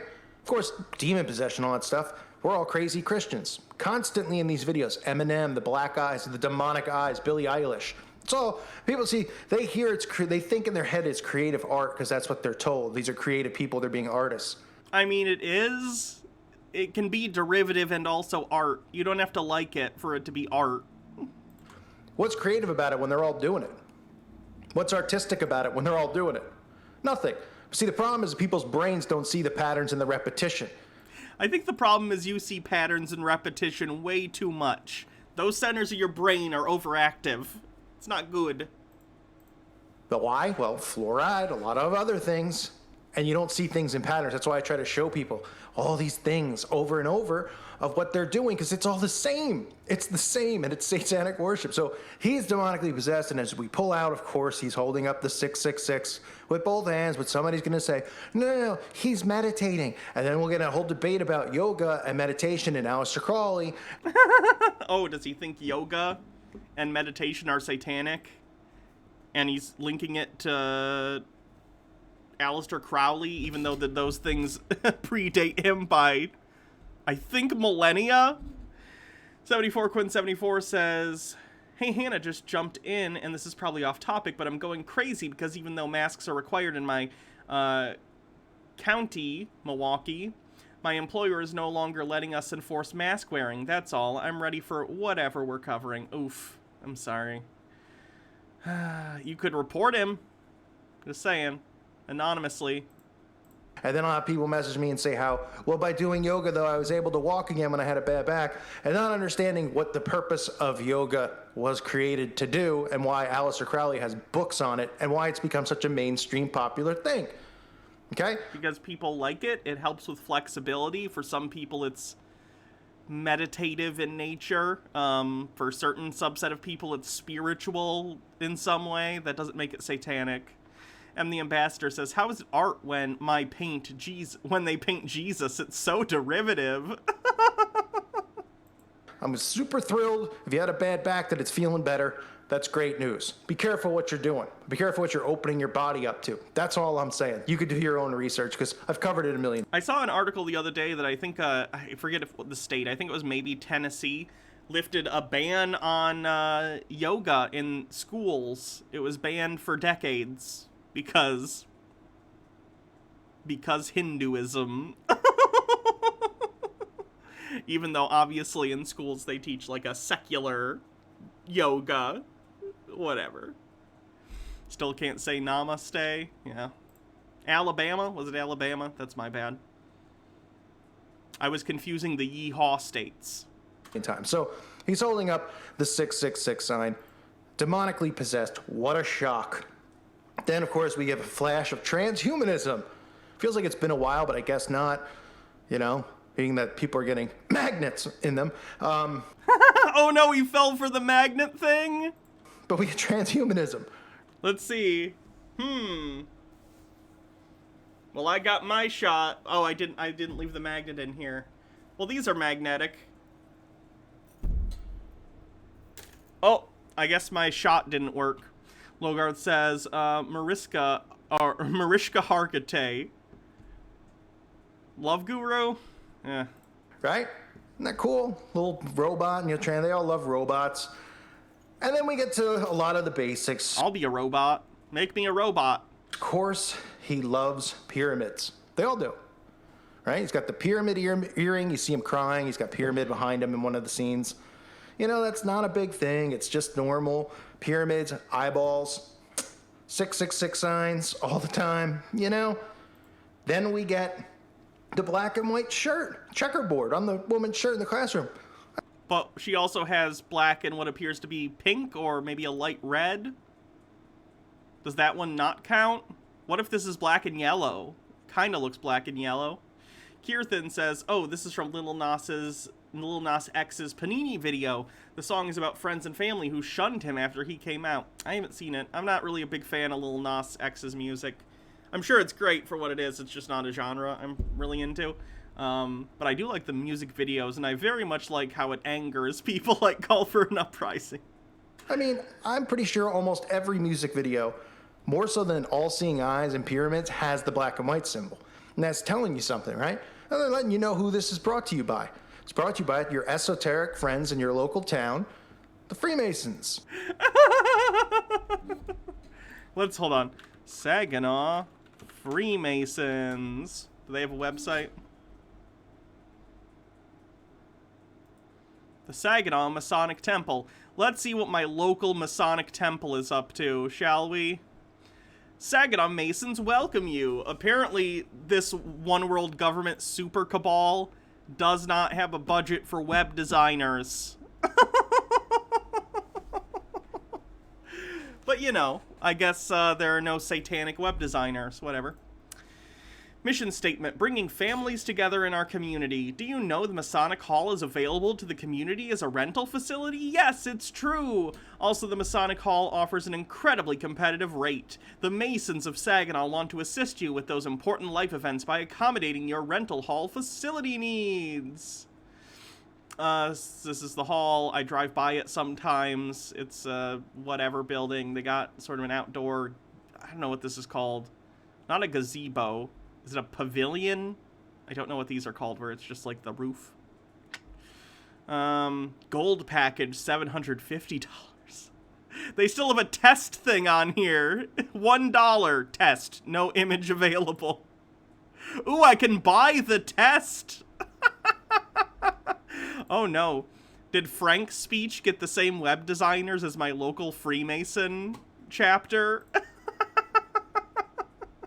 Sky Comet Fallen says, where was this guy yesterday for Tinfoil Tuesday? We watched him yesterday. Hold on, let me look at their Facebook page to see if it's more informative.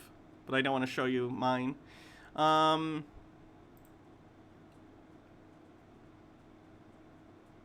Okay, so they have a kids' baseball team. They have some shots of a kid's birthday party that they had at their hall that's Mickey themed. There's a princess themed birthday party. There's a baby shower.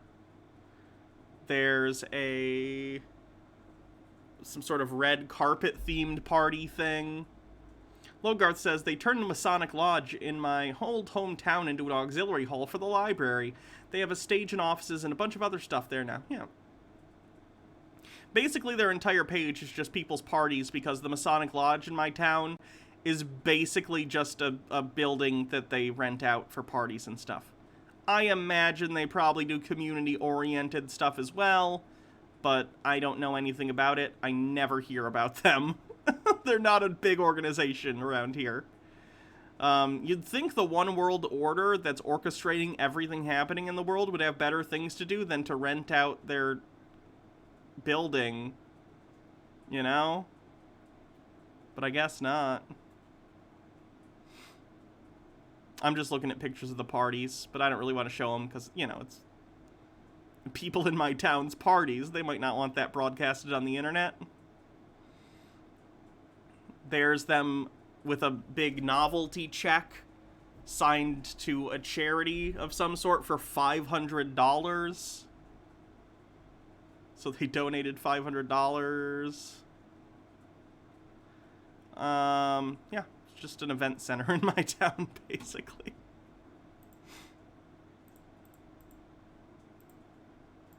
Now,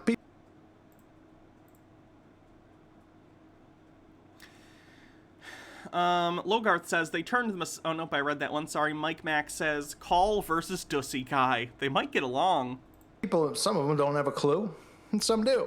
Some of them are real creepy. Some might be nice people that you know. Simple fact of the matter is, they better find out what they're in. Because they're not worshiping Jesus Christ.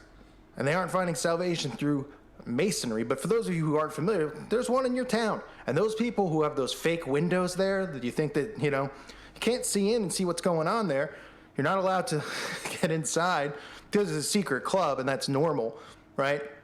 We can't even openly speak on the internet, but these people can meet in secret, right? That makes sense. Just like our government officials meeting in secret at the Bilderberg meetings and Bohemian Grove. That's perfectly making sense since we're, you know, they say we're the ones who elect them and they're working for us. So I really feel like we should hear all these secret meetings that our government officials are having. But anyway, the Masons are pretty much talking about their witchcraft that they perform. Oh, sorry, the craft of masonry. Wink, wink. You know, and that's why they place the esoteric black and white checkerboard shirt in the video, because that's who it's brought to you by. We also get to see the love agenda. I mean, I've covered so much stuff on my channel. I know the first things that I was covering when I didn't have a lot of subs was talking about Christians being deceived by the love movement. How dare you try and get me to empathize with others because of love? Christianity isn't about love, it's all about hate, according to Call. Bardlock Moses says he wants to be in the room where it happens, the room where it happens, the room where it happens. I want to be in the room where it happens. I love that show. And how that's come to fruition, right? This wasn't going on 6 years ago, this love, love, love stuff. This heart symbol. What? 6 years ago was literally the year that gay marriage was legalized in the United States. The LGBT, like, love wins movement shit has been going on for a while. Mike Mack says, chess, the game of Satanists. And M. the Ambassador says, Call would be the kind of effort to back the Hays Code back in the day. It wasn't a normal thing. Now people look at it like... Not even back in the day. If that was a thing now, he'd absolutely be all over it. The peace sign, which is another occult symbol, but another story for another day. The heart symbol, the love, the Antichrist. This is the one movement. Love wins, right? Constantly hearing it. So, of course, they shove that in. And, you know, this is one of those songs that plays off the heartstrings of people. He pretends that he's working at Taco Bell, And he wants to make it big, and everybody hurt his feelings, right? So we always hear this, he could strive to be greater. The girl breaks his heart. Oh, everybody can relate and relate and relate. And then they want to strive. They want to be Cinderella. They want to be the... That's true. Heart and peace sign on the list. Oh, the heart symbol. I guess that means the heart null is satanic. Cool. M. Scheffler says, you have to add the love symbol to the list of Illuminati signs. I'm doing it right now. Sorry. Heart and peace sign. Did I already have peace sign? I feel like he maybe mentioned that before.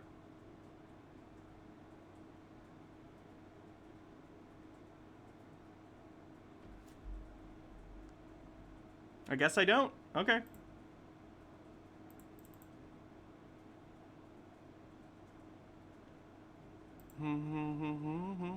We gotta start a whole new row.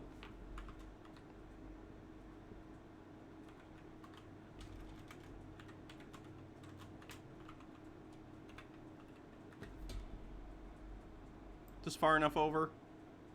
Probably.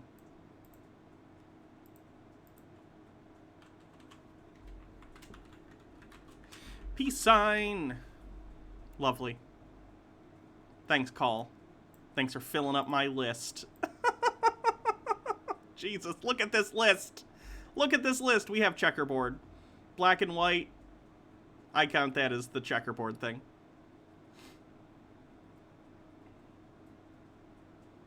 If you see any of these things in any context, it's always Satan. It can never be any other thing. When did pizza end up in there? Oh, I don't know. Probably recently. Mike Mack says, Michael Jackson will have been the ultimate satanic symbol with his skin and the black and white song. The next LeBron Shakespeare is satanic, obviously. James or the next Tom Cruise, right? That's how they feel. Because they're under mind control, and they think they could achieve these things. And what does it create? It creates a constant wheel of failure, depression, because the only people who are allowed to succeed inside of those roles are these influencers. And they're not really succeeding. Their job is to influence. They're not like, this landish lifestyle involves things that you don't want to know about. Not these like music videos where they're like, we're partying and the champagne. Sure, I'm sure they're drinking and doing all that stuff.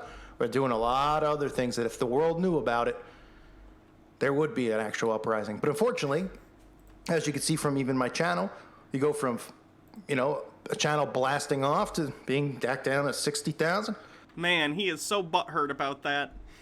Kirthan says, we can never talk about NASCAR then because they not only have checkerboards, but the word race car itself is backwards. Yeah, NASCAR is, no, sorry, race car is race car spelled backwards. It's, oh gosh, what's the word for that? Palindrome? Is that the word? M. the Ambassador says, I wonder if it would be possible to convince some conspiracy nuts to believe a crucifix to be satanic. I mean, it's showing showing their God being killed. Maybe. And Bitter Grin says, do you think he knows how happy videos like this make Little Nas X? And then it's a tweet by him. I'm gonna be so pissed if I don't get any Illuminati conspiracy videos. I worked so hard for this. Here, you know what? I'm gonna send it to him. I'm gonna send this to him. You're welcome, Little Nas.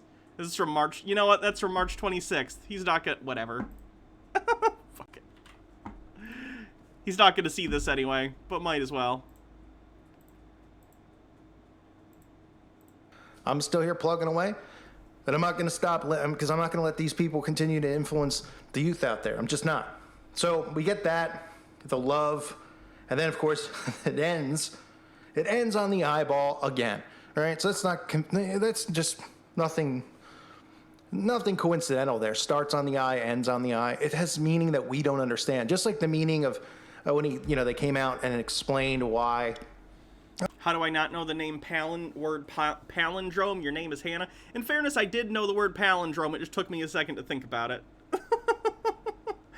And Mike Mack says, I really feel sorry for celebrities that came from nothing and are being attacked by people like Call. I don't think they care. At least Lil Nas X, I don't think does. Oh, it wasn't real blood in the Little Nas shoes. And, the lap dance thing with Satan had nothing to do with religion. It had to do with, this whole other thing that you don't understand, Call. Yeah, we don't understand. I mean, it definitely had to do with religion. It had to do with him sort of taking back control around the concept of hell, considering he'd been told all his life by Christians that he's going to hell for being gay. It's definitely about religion. It's not about religion being real, but it is about how religion can affect you psychologically when that religion demonizes you for just being yourself. Man, I mean, it's just the Baphomet there, Satan right there, right? Oh, and I mentioned Baphomet because there's actually even a picture here. You got the crescent moon and the stars, right? Pushed down your throat. People think that this is just normal stuff. They're like, yeah, it's just a star. Why do you think every company has a star? Well, 'cause it's a pentagram.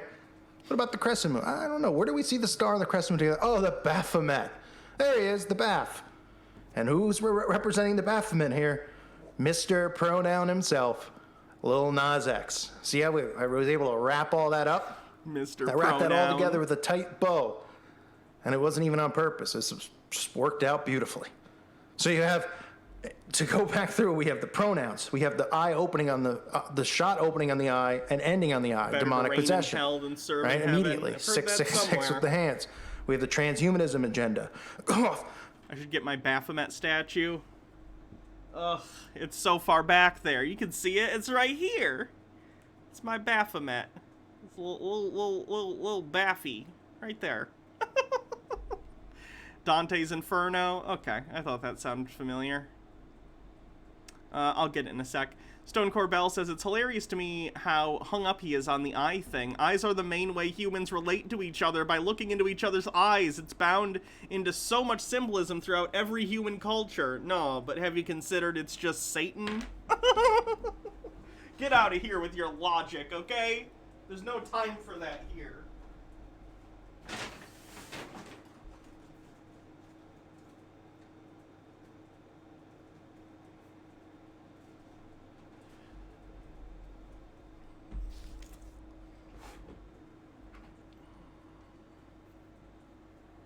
Here's my Baphomet. Thanks, Baphomet.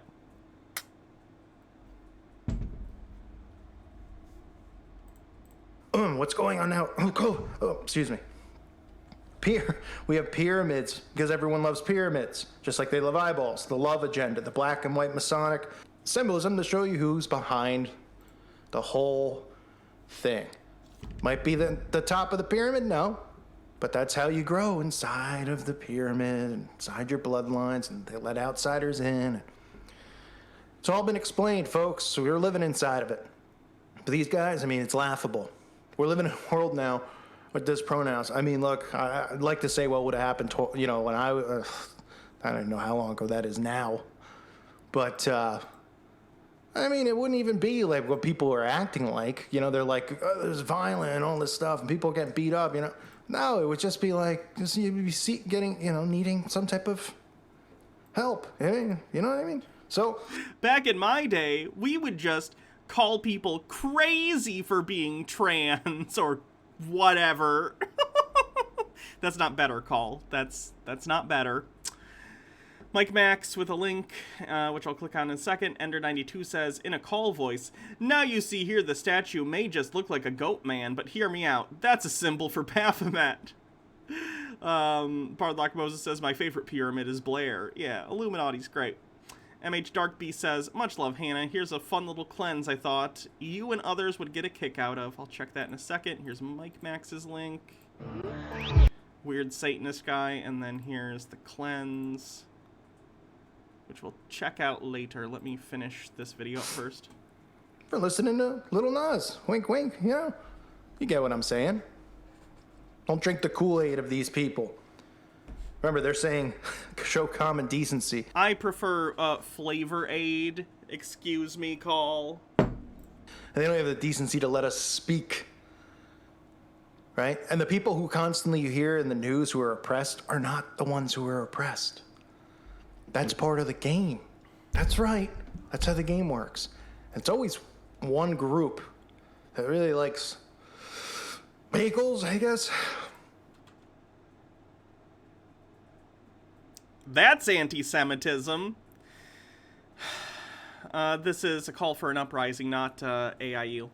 Mike Mack says, remember the show where the alien looked like a demon? People went crazy. I don't remember that. I mean, that kind of happened with Star Trek. There were people who were mad, or that Spock kind of looked like a weird Lucifer type. Right, that's always at the top, right next to this group that's being represented that seems to have more rights than any people walking the face of the earth. LGBT people have more rights than anyone walking the face of the earth? Wow. You know, I kind of felt like the opposite, but thanks, Call.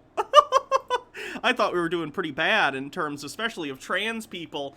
And I'm even just talking in the United States, where trans people have a relatively decent time. And again, I say relatively, but like the anti-sports bills, the anti-bathroom bills, the bills trying to ban trans kids from getting puberty blockers, all of that's a nightmare and terrible. And that's just in the United States, not to mention the rest of the world.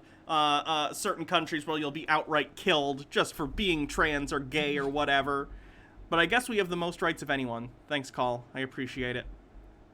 The real victims are the #1 religion in the world, Christianity, clearly. Morok says, I wasn't allowed to watch Ben 10 growing up because my mom thought Heat Blast was a demon. Mike Max with a link. Yeah, I'm not familiar with this series now. Kirthan says, glad I can't be fired at any moment if my employer finds out I'm gay. Oh, wait.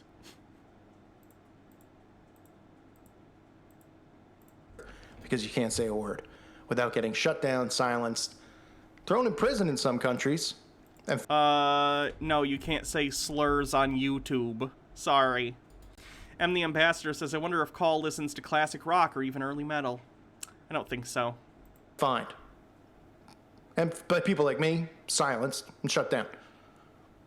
Pretty amazing. Yeah, this video with 16,000 views on a channel with 62,000 subscribers. He's so silenced. Also, check out his website, where for only $2.99 a month, you can get his shit directly on his own website.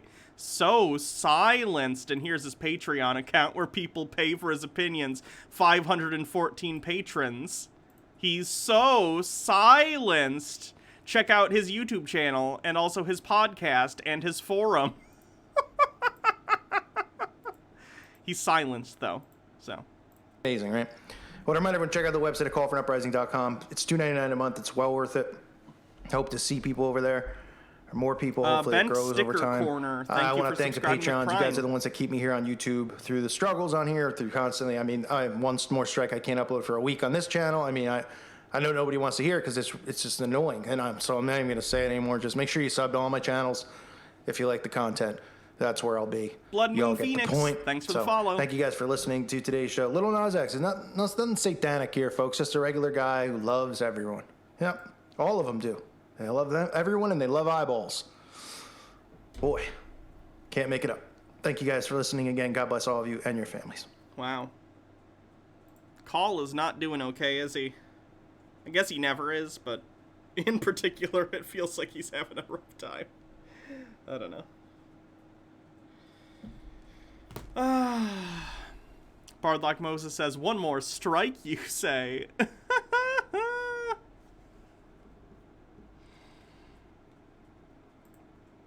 Okay, what are these videos that got sent to me? This one's 3 minutes. Hundreds of people turned out tonight for the unveiling of a very controversial statue. Yeah, it really is. The Satanic Temple of Detroit revealed the 1-ton bronze statue. This isn't from Bowser vids. Is this going to be Onyx, or is this going to be a different they say, character? more about laws protecting religious freedom than about Satan. Priya Mann joins us live. Priya, I know there were some protesters out there this evening.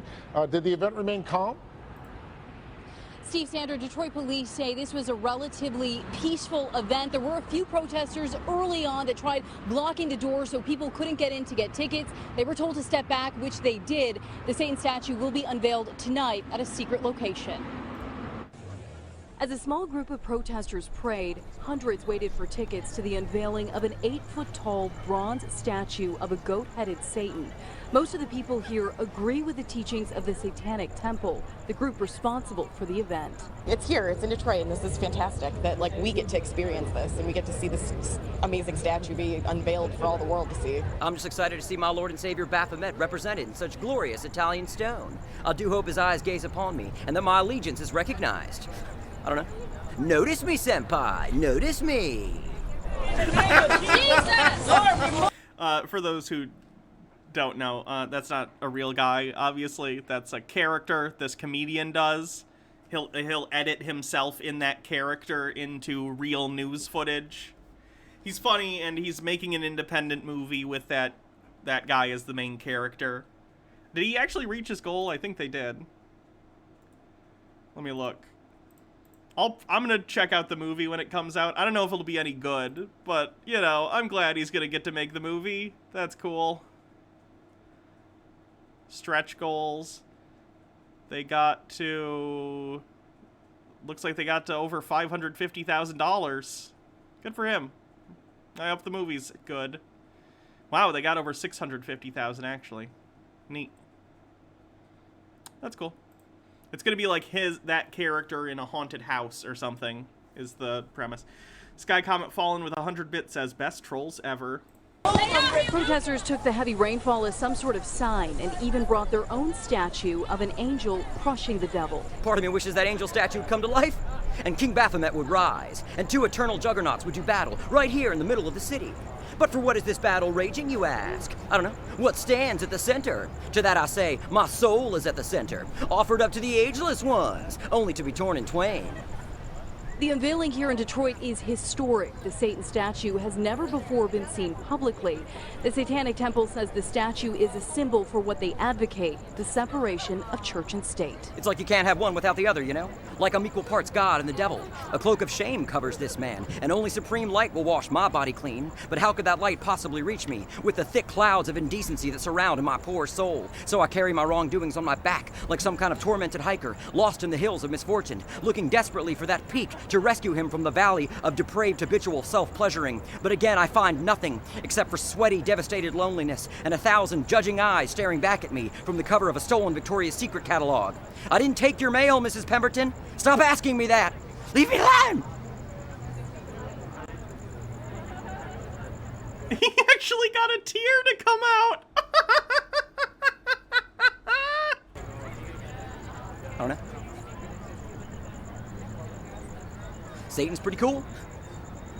Now, it's important to note that the Satan statue will not stay here in Detroit. The Satanic Temple wants to take the statue to Arkansas. At the state capitol there is a monument to the 10 Commandments. They want to put the statue next to it as a form of protest. So again, the Satan statue will not stay here in Detroit. Reporting live, I'm Priya Mann, Local 4. All right, the controversy will move south. Why don't you come in? He's funny. Funny guy. What's this one? Someone's fantasy web series. This is... I'm probably gonna have to remove this part for YouTube, but I'll check a little bit of it out. Funny thing that actually happened. Hurry up, guys, I'm gonna need a little help here. Don't worry, I've got a fireball with his name on it. Well, your last one barely singed his chest hair. And what are you gonna do? Think of a song so bad it makes your ears bleed? Guys, this isn't helping. Where's your cowards?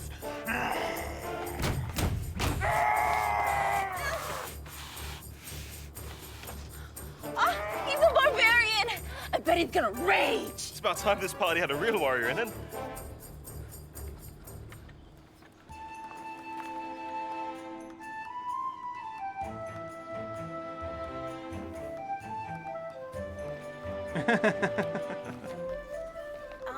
Hello? What is he doing?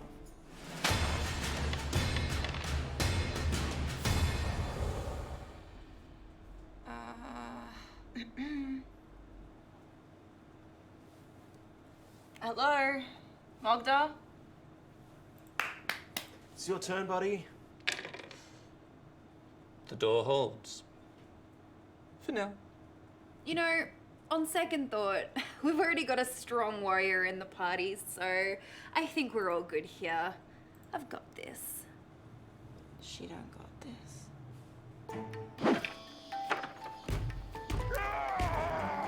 Mogda. Hey, I like the conceit of this. People around a table, and then it cuts to sort of the fantasy world of the D&D game they're playing. Like, I like the conceit.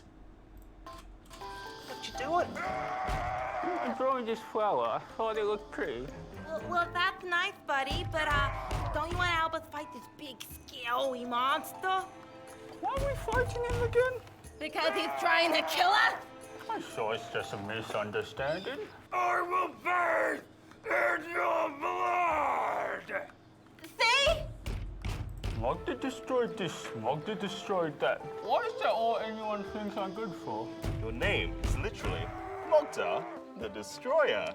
That's what my mom wanted to call me. My dad wanted to call me Mogda the Decent.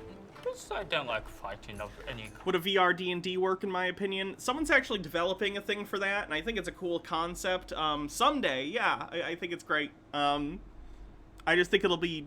It basically depends upon the on-the-fly editing tools for the DM and how well they're executed, because a lot of DMing is making stuff up on the spot.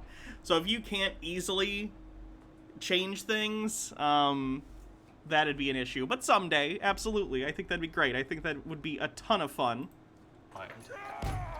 Wait, are you a pacifist? I prefer the term conscientious objective. Yep. The door holds. For now. You guys should just go on home. I'll take care of this itty-bitty orc. Mogda, can't you at least ask your mates to stop attacking us? Just because I'm a half-orc doesn't mean I know every orc. That's so racist. But you do know that guy, don't you? No. Mogda? Is that you? Oh, hey, buddy. How's the wife? You first murdered her, then desecrated her body! Oh, sorry to hear that. Love to the kids. Am I gonna watch the Murder Hobo episode? I'll subscribe, and then another time we might. Your friends murdered them too! Oh. Doesn't prove a point. I could do this all day. The door holds. For now. Hey, Mogdar! I've had sick that was greener than you! Should really go get that checked out. Hey, Strack, you should go back to the swamp. Fiona misses you. Technically, such an ogre, not an orc. You have some serious soul searching to do. Hey, wait, maybe you should search for some talent because your pictures are stupid and dumb. You know, I might not be very good. If I keep practicing, I'll get a little bit better. Stop this!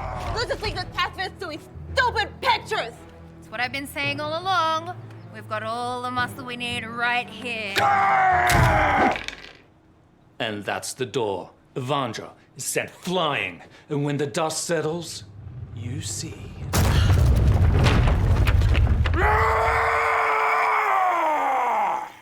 Ugh.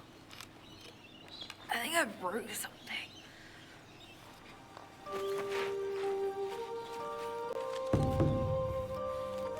My adventure! I would like to rage. What was that? I would like to rage! Hey!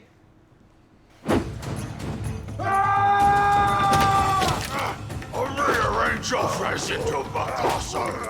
You're about to assemble a clock. No mistakes, just happy accidents.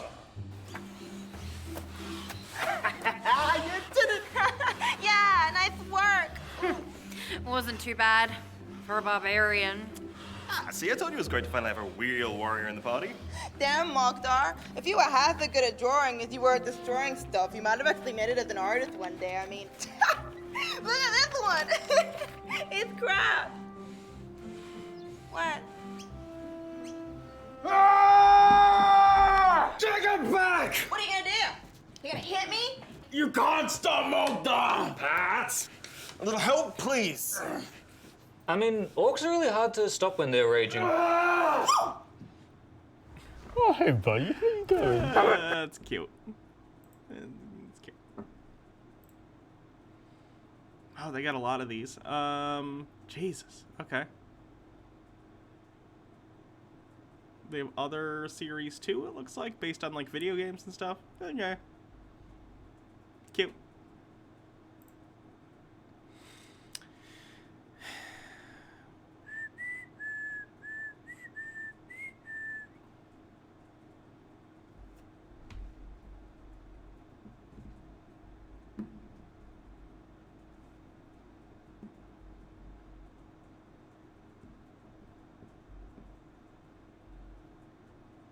I'm sorry you're tired, Baha.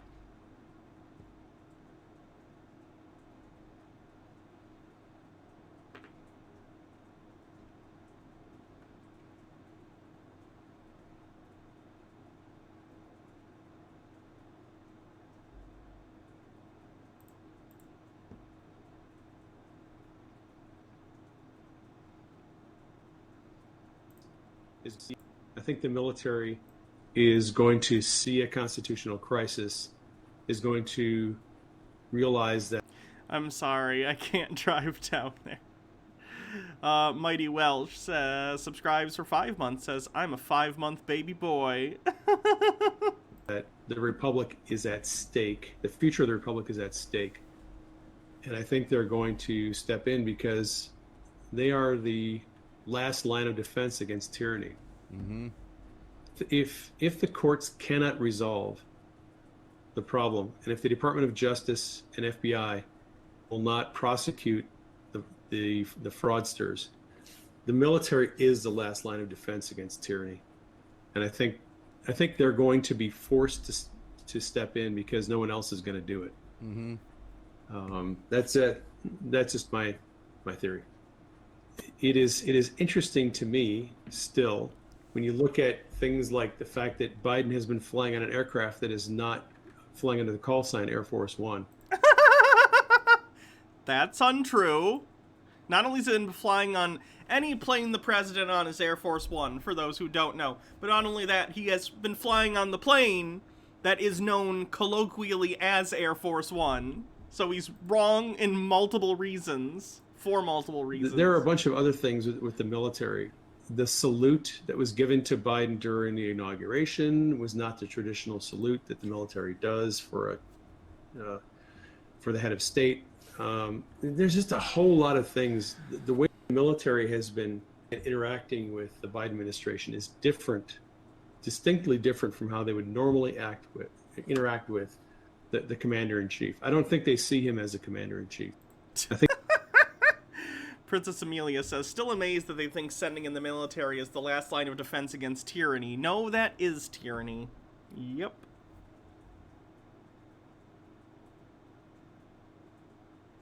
To see any justice. We want to see any of these. Yikes.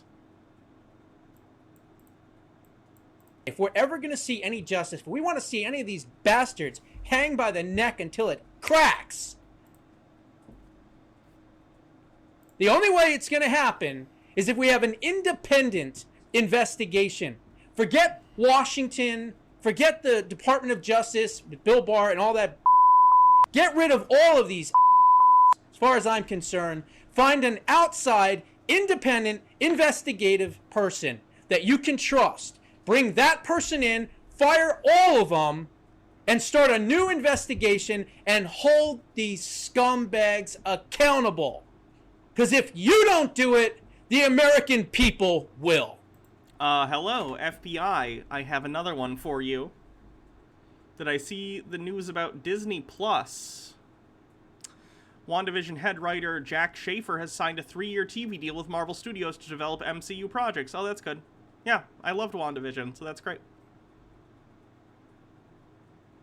I didn't even know, honestly, I'm surprised this didn't come up more.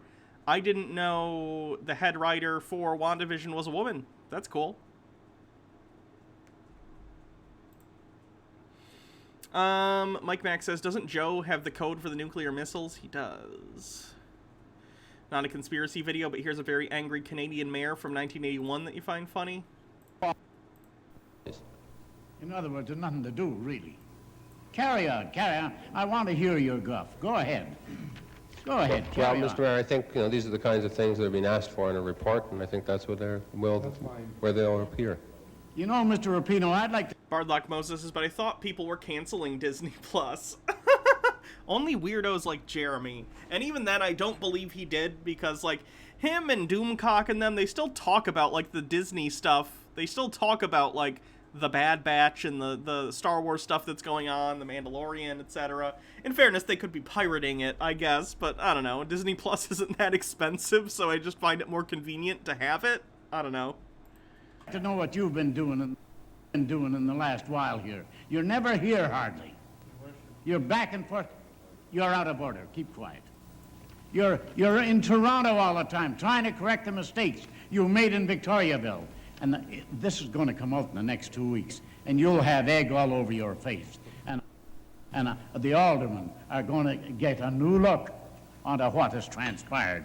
You've made a failure of Victoriaville, and we've had to have a bunch of businessmen to come in here, and you're even are going to get a new look onto what has transpired.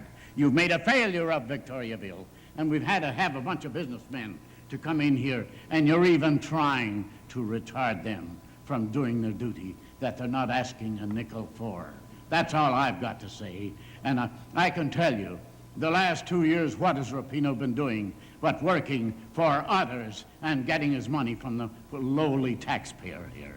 So we won't miss him at all. We won't miss anybody. And if you were to resign, I'd say thank God, and we'd get along here. I'll tell you. I'd go back to the committee system, and if I had to work a lot of money without guys like you around here interfering and doing nothing. You never made a decision on your own since you've been here, and I'm telling you straight to your face tonight that you're aggravating. Worship, come on, All right, Worship. quiet. You be quiet. The whole lot of you. You be quiet. Well, I'll tell you. Listen. I've listened to you all night. I'm going to have my say now. But I'm finished. I've said what I want to say, and I meant every word of it. Now go ahead. Can I say something now? You bet you can. Well, I think if you make accusations like that, certainly you can make accusations, but it should be done in camera. I don't think you should take any administrative officer in plug. He can defend himself here. I can defend myself because I'm an elected person, but I don't think it's fair to accuse a person like that. You might be 100% right. I don't care what you think, Joe. No, well, I'm just telling you. I'm saying what I say. I know you listen, said it. Don't you cross me again, Joe. I'm not crossing you. Don't cross me. I don't I'll cross tell you, one of these days, Yes. I'll whip you bad. Well, Joe, I'm going to tell you. Well, you can do that. I will. You damn right I will. Jesus Christ. Okay. Graham Lineham, the TERF, has written an article on his blog claiming that Wales is doomed to the gender indoctrination. Would you like a link? I suppose. I probably won't read it until Chudwatch, but... Life on...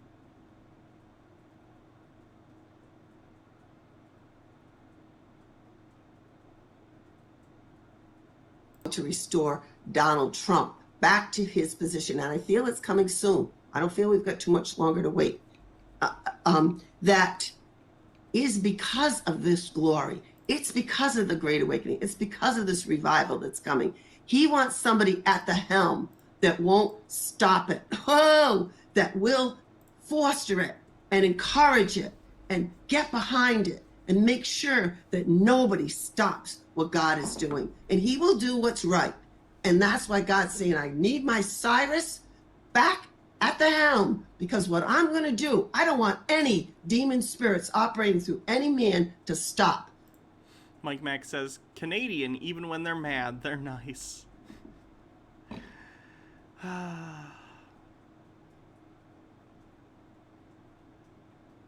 Together.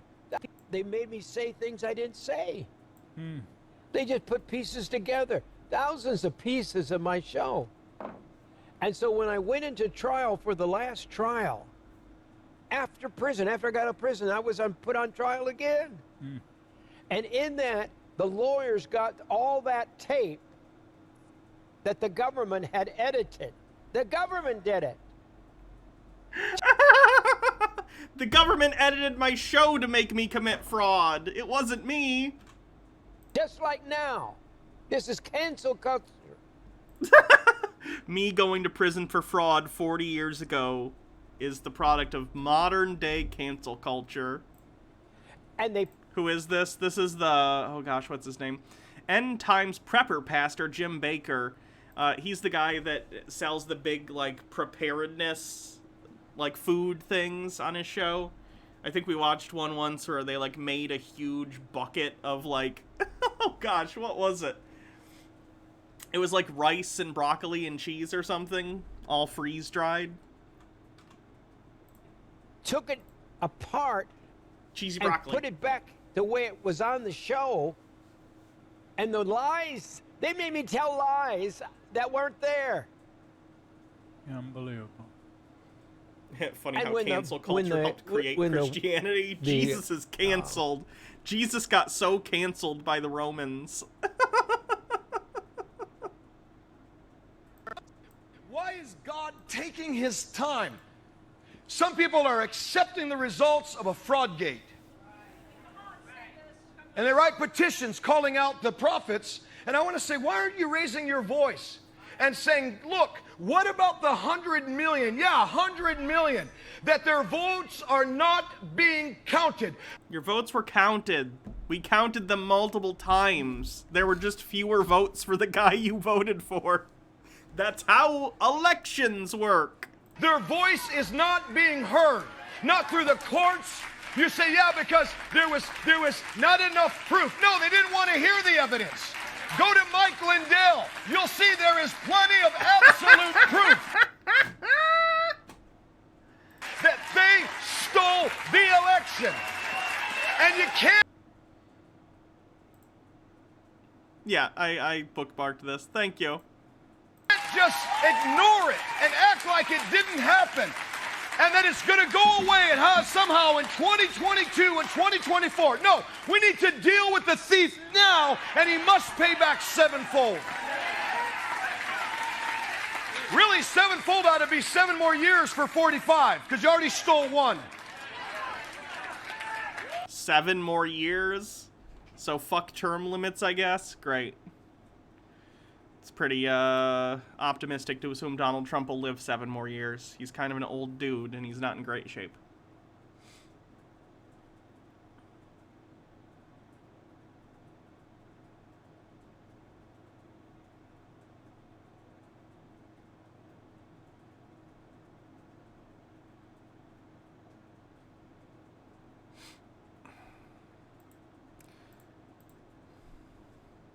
Jesus Christ.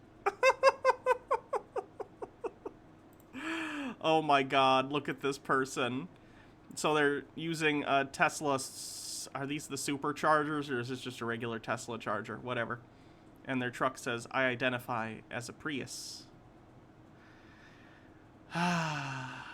One joke. The consequences of the wicked people who are unleashing this chaos into our country will echo for generations.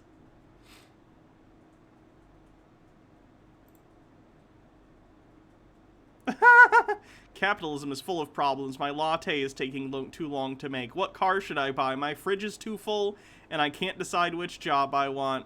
Yes, when people criticize capitalism, those are the things they bring up. Not, medical bankruptcy, food and shelter insecurity.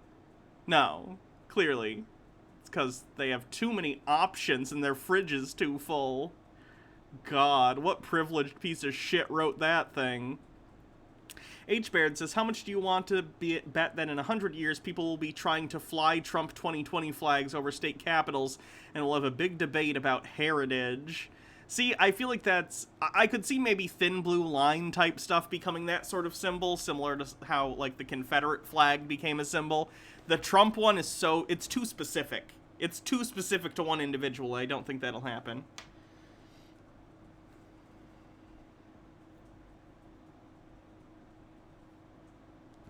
Sorry, I was just checking what time we're doing D&D. 8:30. We're doing D&D. Making sure I have enough time to get ready and eat something before.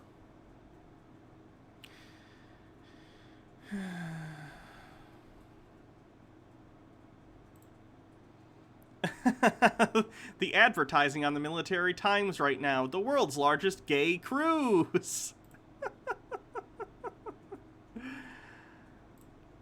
When it's 2023 and women are looking for your side effect-free, unvaxxed ass to father a child. Oh my goodness.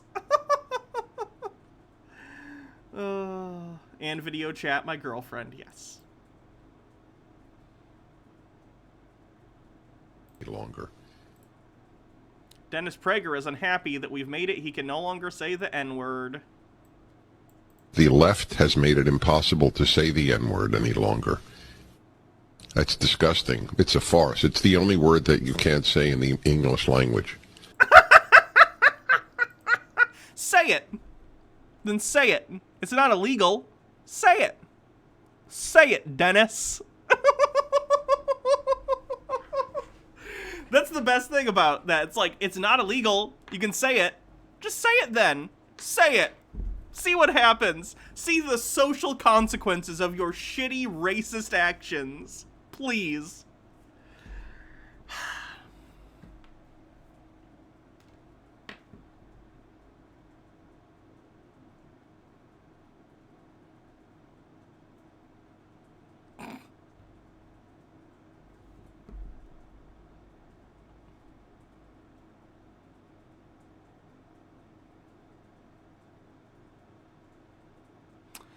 Alright, what other videos could we watch?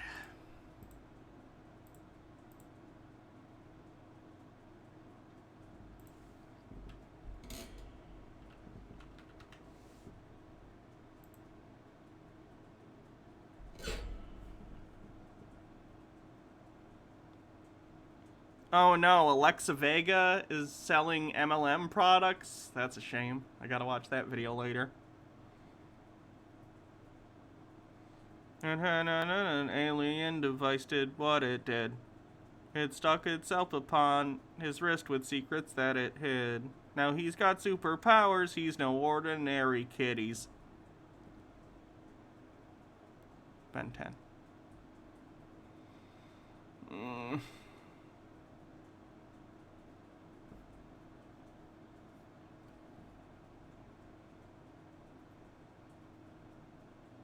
She's been a Young Living Hun since 2018. That's a shame.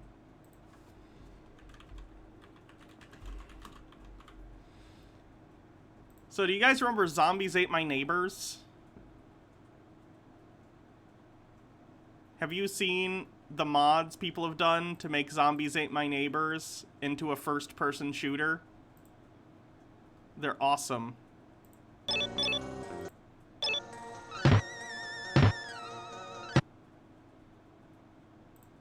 Someone links a video. Hold on. 12 lies about reality. Okay. Rescue the neighbors in Zombie Panic. I love Zombies Ate My Neighbors. I want to play this first-person version so bad.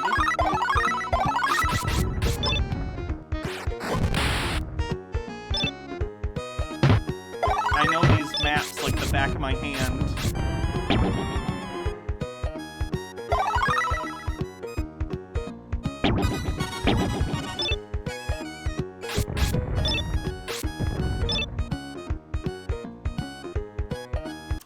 On the negative side, I've always been terrified of the hedge maze level because it's just a childhood thing, and it's so much scarier. It's a modded version of Doom. Yes, they modded this off of Doom. It's so much scarier in first person. Check this out.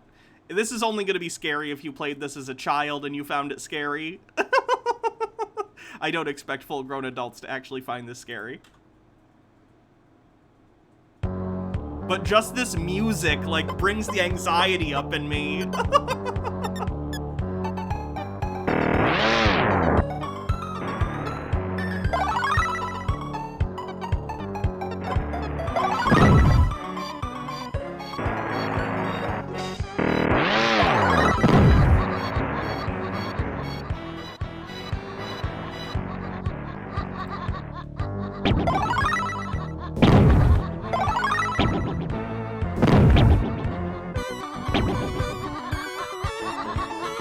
had a kickin' soundtrack.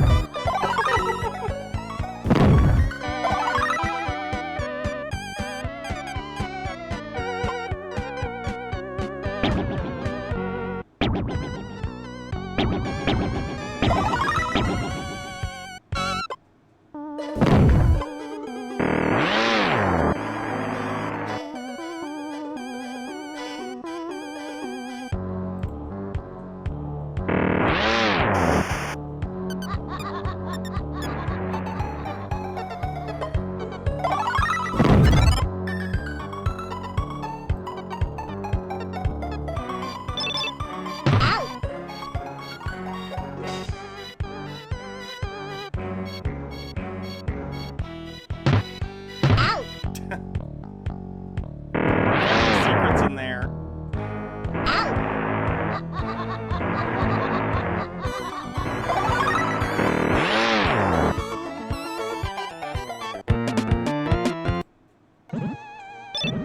Oh, they got further. Last time I saw this, they only got through that level. Oh, the pyramid level. That's gotta be creepy. For those who don't know what the game actually looked like, it looked like this when it came out. It wasn't a first-person shooter. It's a top-down, third-person shooter game. Like, this is the hedge maze level. In the original game. Big Baby always terrified you. Play it on stream for you? Maybe sometime. That would be fun. I'm not very good at the game, though.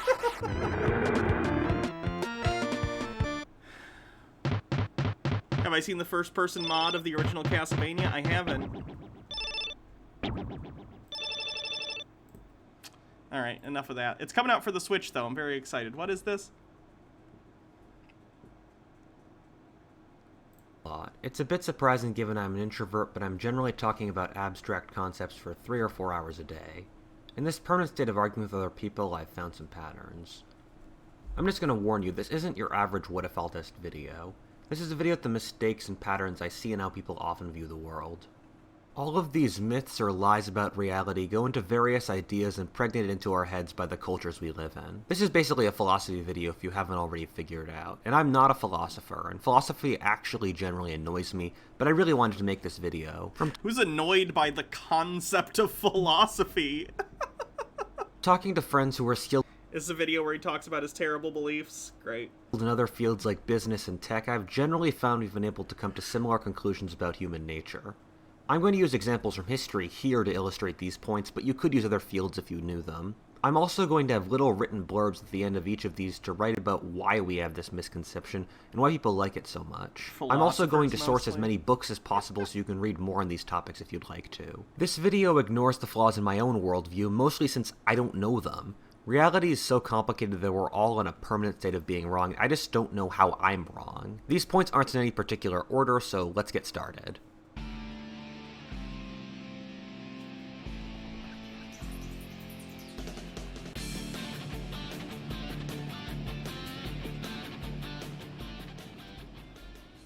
It's very difficult to be wise. Philosophers have spent thousands of years thinking about this, and of all those philosophers, few were more successful than Confucius. In fact, I was just watching an interesting documentary at Confucius called Confucius, Creator of the Golden Rule. It talked about Confucius' life and how he continues to be a huge influence in China. Princess Amelia says, some new atheists may think philosophy is bunk. I did too until some time in my 20s. I was dumb. Really? That's interesting. I've never heard people just be like, philosophy's bullshit. Like, what? Hydrate. It's a good combination of looking like the 5th century BC and also showing modern Chinese civilization. I saw this with our sponsors Magellan TV, a documentary streaming service made by filmmakers that has the richest history content of any streaming service anywhere, with stuff ranging from the ancient world to the present, with topics like biography as well as geopolitics. Magellan's compatible with basically any device and is 4K with no additional cost. Click the link in the description to start learning about whatever inspires you today. Number 1. Progress is inherent. If you've seen the geopolitics part of this channel, you know my predictions for the future really aren't optimistic. We're at the end of a secular cycle when Pax Americana can't last forever, and when both of those things are slamming at us at the same time, the optics aren't that good. My predictions of the future have a lot of plagues, religious fanaticism, and war, to say the least. However, when I talk about this to non-history buffs, they often find it ridiculous. I've heard, big wars don't happen anymore, or empires can't exist anymore. It seems like even the idea that we'll have another major war or then empire collapse seems ridiculous to most people. However, if we look at the historical record, this clearly isn't the case. All major empires of the past have collapsed at some point. Pretty regularly, eras of prosperity and growth have been followed by eras of collapse and mass death. It gets even funnier when you consider that other eras in history consider themselves as the veritable end of history, with future wars and horror never occurring after them. People in the era before World War I, for example, thought major wars were over forever, and right before the fall of Rome, the Romans thought the idea of the Roman Empire ever collapsing was ridiculous. In 18th century Western civilization, attacking civilians was taboo, while mass bombings were the norm of the 20th. Your average European peasant lived a far better life in the 15th century than the mid-19th, and the standard of living before the Industrial Revolution plateaued for the common person after 600 BC in the Middle East and 800 AD in China. If we look at an alternate history perspective, if literally anyone except the United States, France, or the UK came out on top in the 20th century, we'd be living in a horrifying Orwellian world today. Which brings us to the main point about progress, that without Western civilization and stuff like the Industrial Revolution, it would just be entirely absent. Christianity gave the West the idea that progress existed at all. Ooh. No. Other main civilizations like China, India, or Rome thought time was cyclical, with empires rising and falling, never moving forward. With the concept of progress, the West actually tried to achieve it, which did actually result in progress. The lives of a modern Westerner now were immeasurably better than any other era before the late 20th century. However, this has let us forget this is all still an illusion. If Communist China, the Soviet Union, or the Nazis, all modern societies that really had a chance of world power, were to win, we'd collapse into the shadows of a nightmare that only modern technology could fully realize. Think of the possibilities that stuff like China's social credit system, mass surveillance with cameras and technology, genetic engineering, robotics, opens up for oppressive dictators. And then remember, most regimes in history are oppressive, and a significant percentage are now, so what are the chances going forward that some unscrupulous government doesn't take the possibilities for evil? Okay, I'm already sick of this guy. Like, they're bad takes, but they're, like, boring bad takes. I don't know.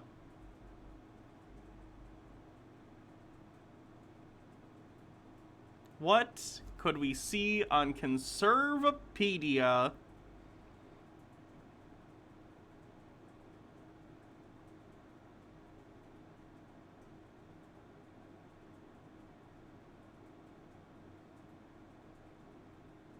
What could their article on Isaac Newton possibly be? Counterexamples to relativity? Oh, Lord.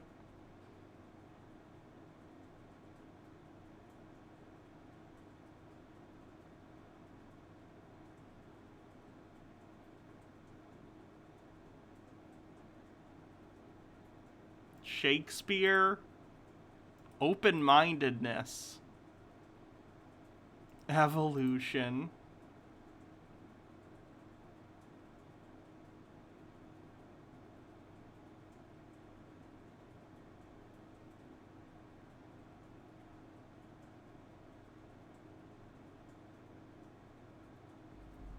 Overcoming homosexuality. Oh, God. Chrysia says, didn't he just contradict himself on Rome? With them simultaneously thinking time is cyclical and that Rome couldn't possibly fall. Yeah, I don't know. And Bardlock Moses says, the smugness makes it worse. Agreed. I don't know. Let's see Isaac Newton, I guess. I've got some... I gotta... Hold on. Let me get some tweezers.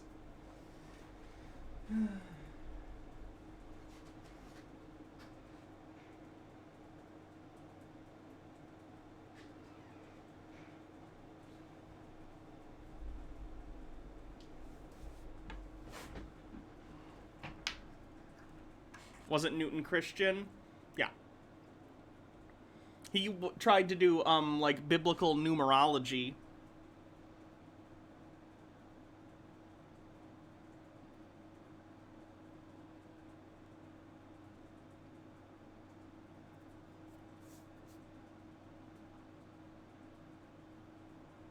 Sorry. Is this thrilling?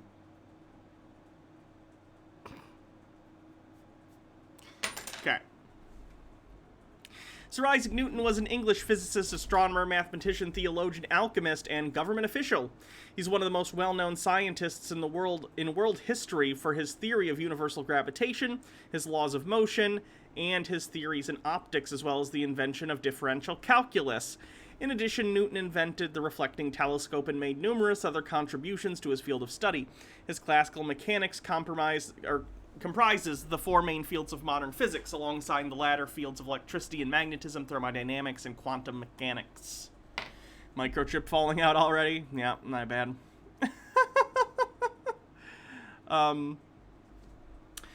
Proving the value of biblical scientific foreknowledge, Newton attributed his insights to his efforts in translating the Bible. Amongst the interpreters of the last age there is scarce one note who hath not made some discovery worth knowing, and thence seem to gather that God is about opening these mysteries. So it's gonna be them saying Newton invented modern science because God. Oh no.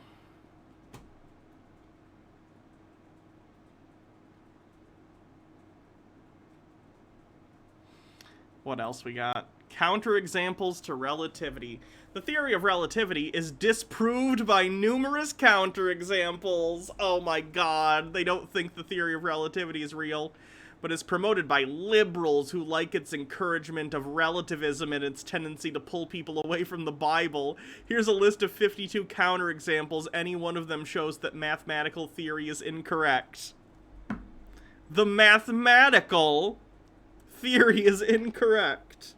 Okay, great.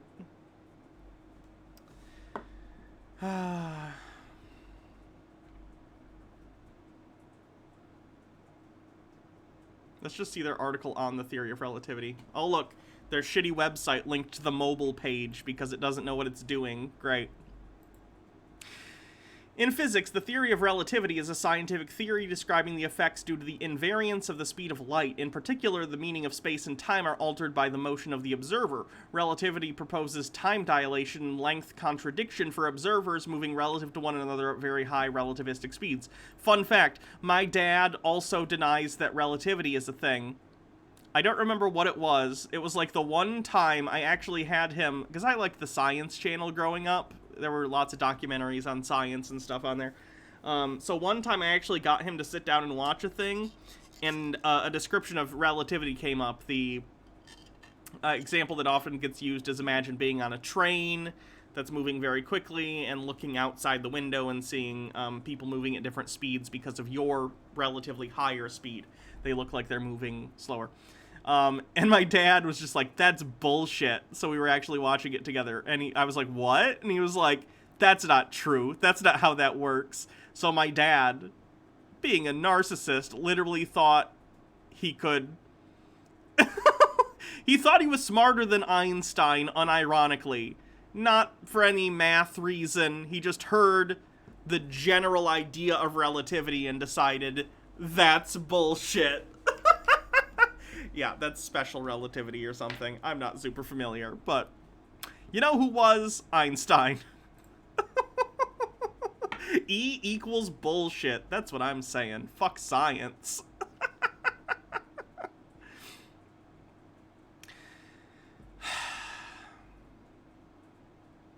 The theory of relativity is defended with religious-like zeal, such that no college, faculty, tenure, PhD degree, or Nobel Prize is ever awarded to anyone who dares criticize the theory. As the example of denying a Nobel Prize to the most accomplished physicist of the 20th century, Robert Dick, illustrates. Other critics of the theory are Nikola Tesla, who called it a magnificent mathematical garb which fascinates, dazzles, and makes people blind to the underlying errors. The theory is like a beggar clothed in purple whom ignorant people take for a king. Its exponents are brilliant men, but they are metaphysicists, not scientists. When are they going to get into how they think it promotes, you know, cultural relativity or something? Felix Night Owl says, the movie Interstellar was really good at portraying relativity. Yeah, sure. I like that movie. The Shapiro effect? That's, I'm gonna assume that's a coincidence.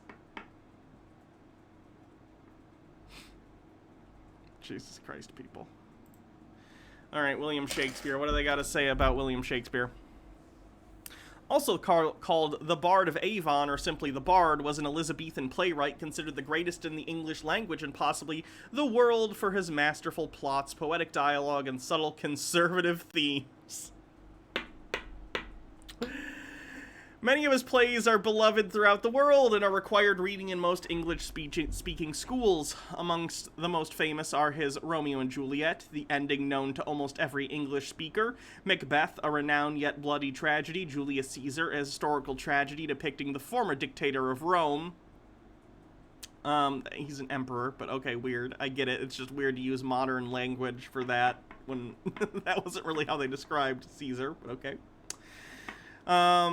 King Lear, the whimsical Midsummer Night's Dream, Hamlet, and Othello. His works were performed mostly at his patron theater, the Globe Theater, and were first published posthumously in 1623 in the First Folio.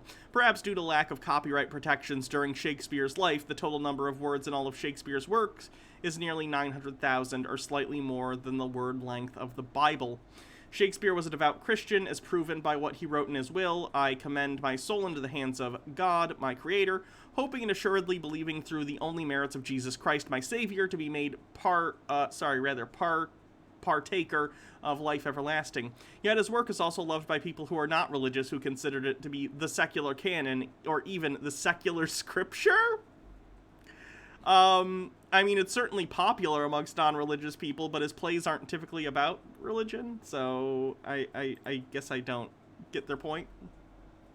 Shakespeare was a conservative then, and even more so by today's standards. I don't know about that one. His play, The Taming of the Shrew, is an anti-feminist... is anti-feminist and censored for most schools today for that reason. Are you telling me someone born in the 1500s doesn't have 21st century social sensibilities? I'm shocked. Major conservative themes in his works include the sacred nature of the familial structure in King Lear, the recognition of God in his plays and personal life, the existence of necessary war in the famous life of King Henry V, and the exposed injustice of taxation in Coriolanus. Guys, Shakespeare's plays are wonderful. I don't particularly like them for entertainment value, but I recognize that they are fantastic pieces of writing, right? You know? You're not necessarily supposed to be like, a guy from the 1500s had political opinions. I agree with those political opinions. If your political opinions haven't evolved in 500 years... you probably need new political opinions.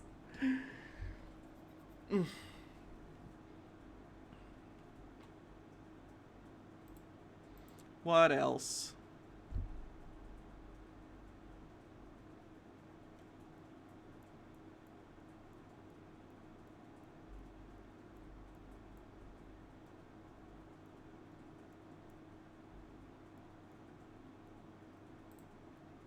Oh, Jesus Christ.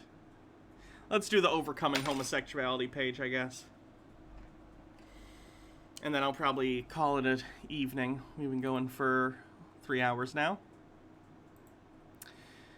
Overcoming homosexuality is definitely possible for those who wish to abandon homosexuality, and the testimonies of ex-homosexuals attest to this matter. Today, people still report overcoming homosexuality and becoming heterosexuals or celibate through their Christian faith. Oh, no.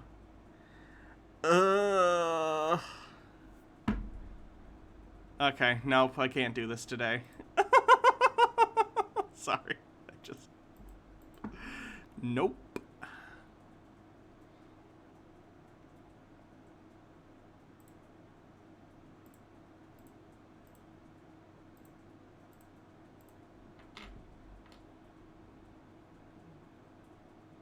Morok says, why would I want to stop being homosexual? Have you seen women?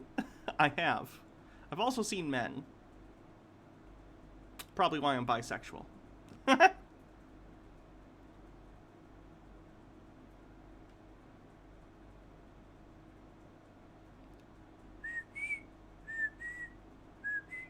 How a deaf cat meows?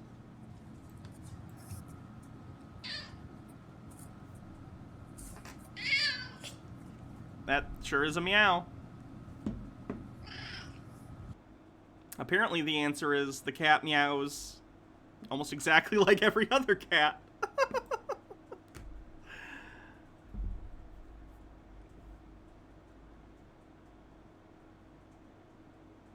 Oh wow, look at this guy's Hey there! D setup. We use it to live stream, so I'm gonna go over kind of every little organized all of it. Oh, he's got one of those ones with the TV in it, so you can do the battle map. Anyways, this is our TV table.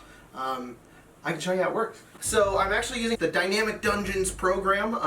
If you want to go check out Dynamic Dungeons on Patreon, they have a lot of really, really cool animated maps for TV tables or whatever you want to use them for. But they have this really cool app which allows you to build dungeons inside of them. Get a map in here like this. So this is a really quick way to make maps on our table because we only settle for the best here at XP to level 3.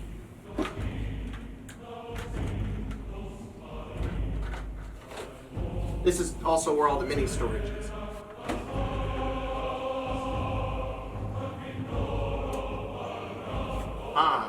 Oh, and if you want some more ambient lighting, we've also got some LEDs that go underneath the table there. And great. Whenever I'm over here and we're playing, and I'm like, that guy moves 30 feet up there. We noticed that was a little bit of a problem, so we got professional moving tools in order to move them.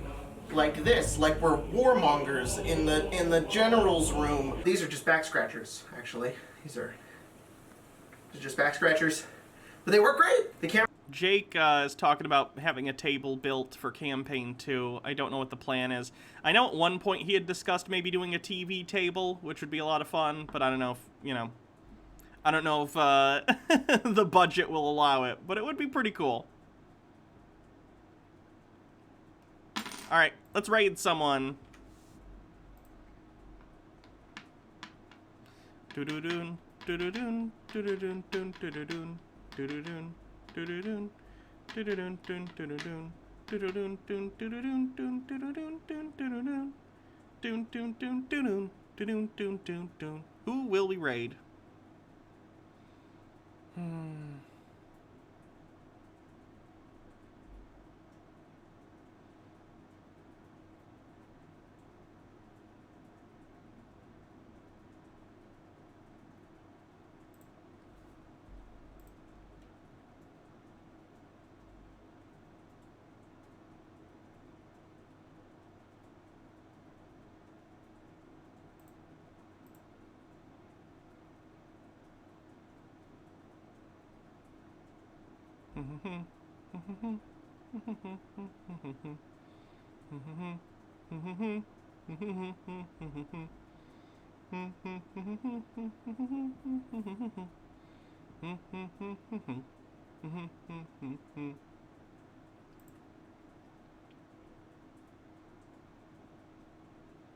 Years later, they find out down the line. I think that's meaningfully different. Basically, than, shouldn't be used for sex.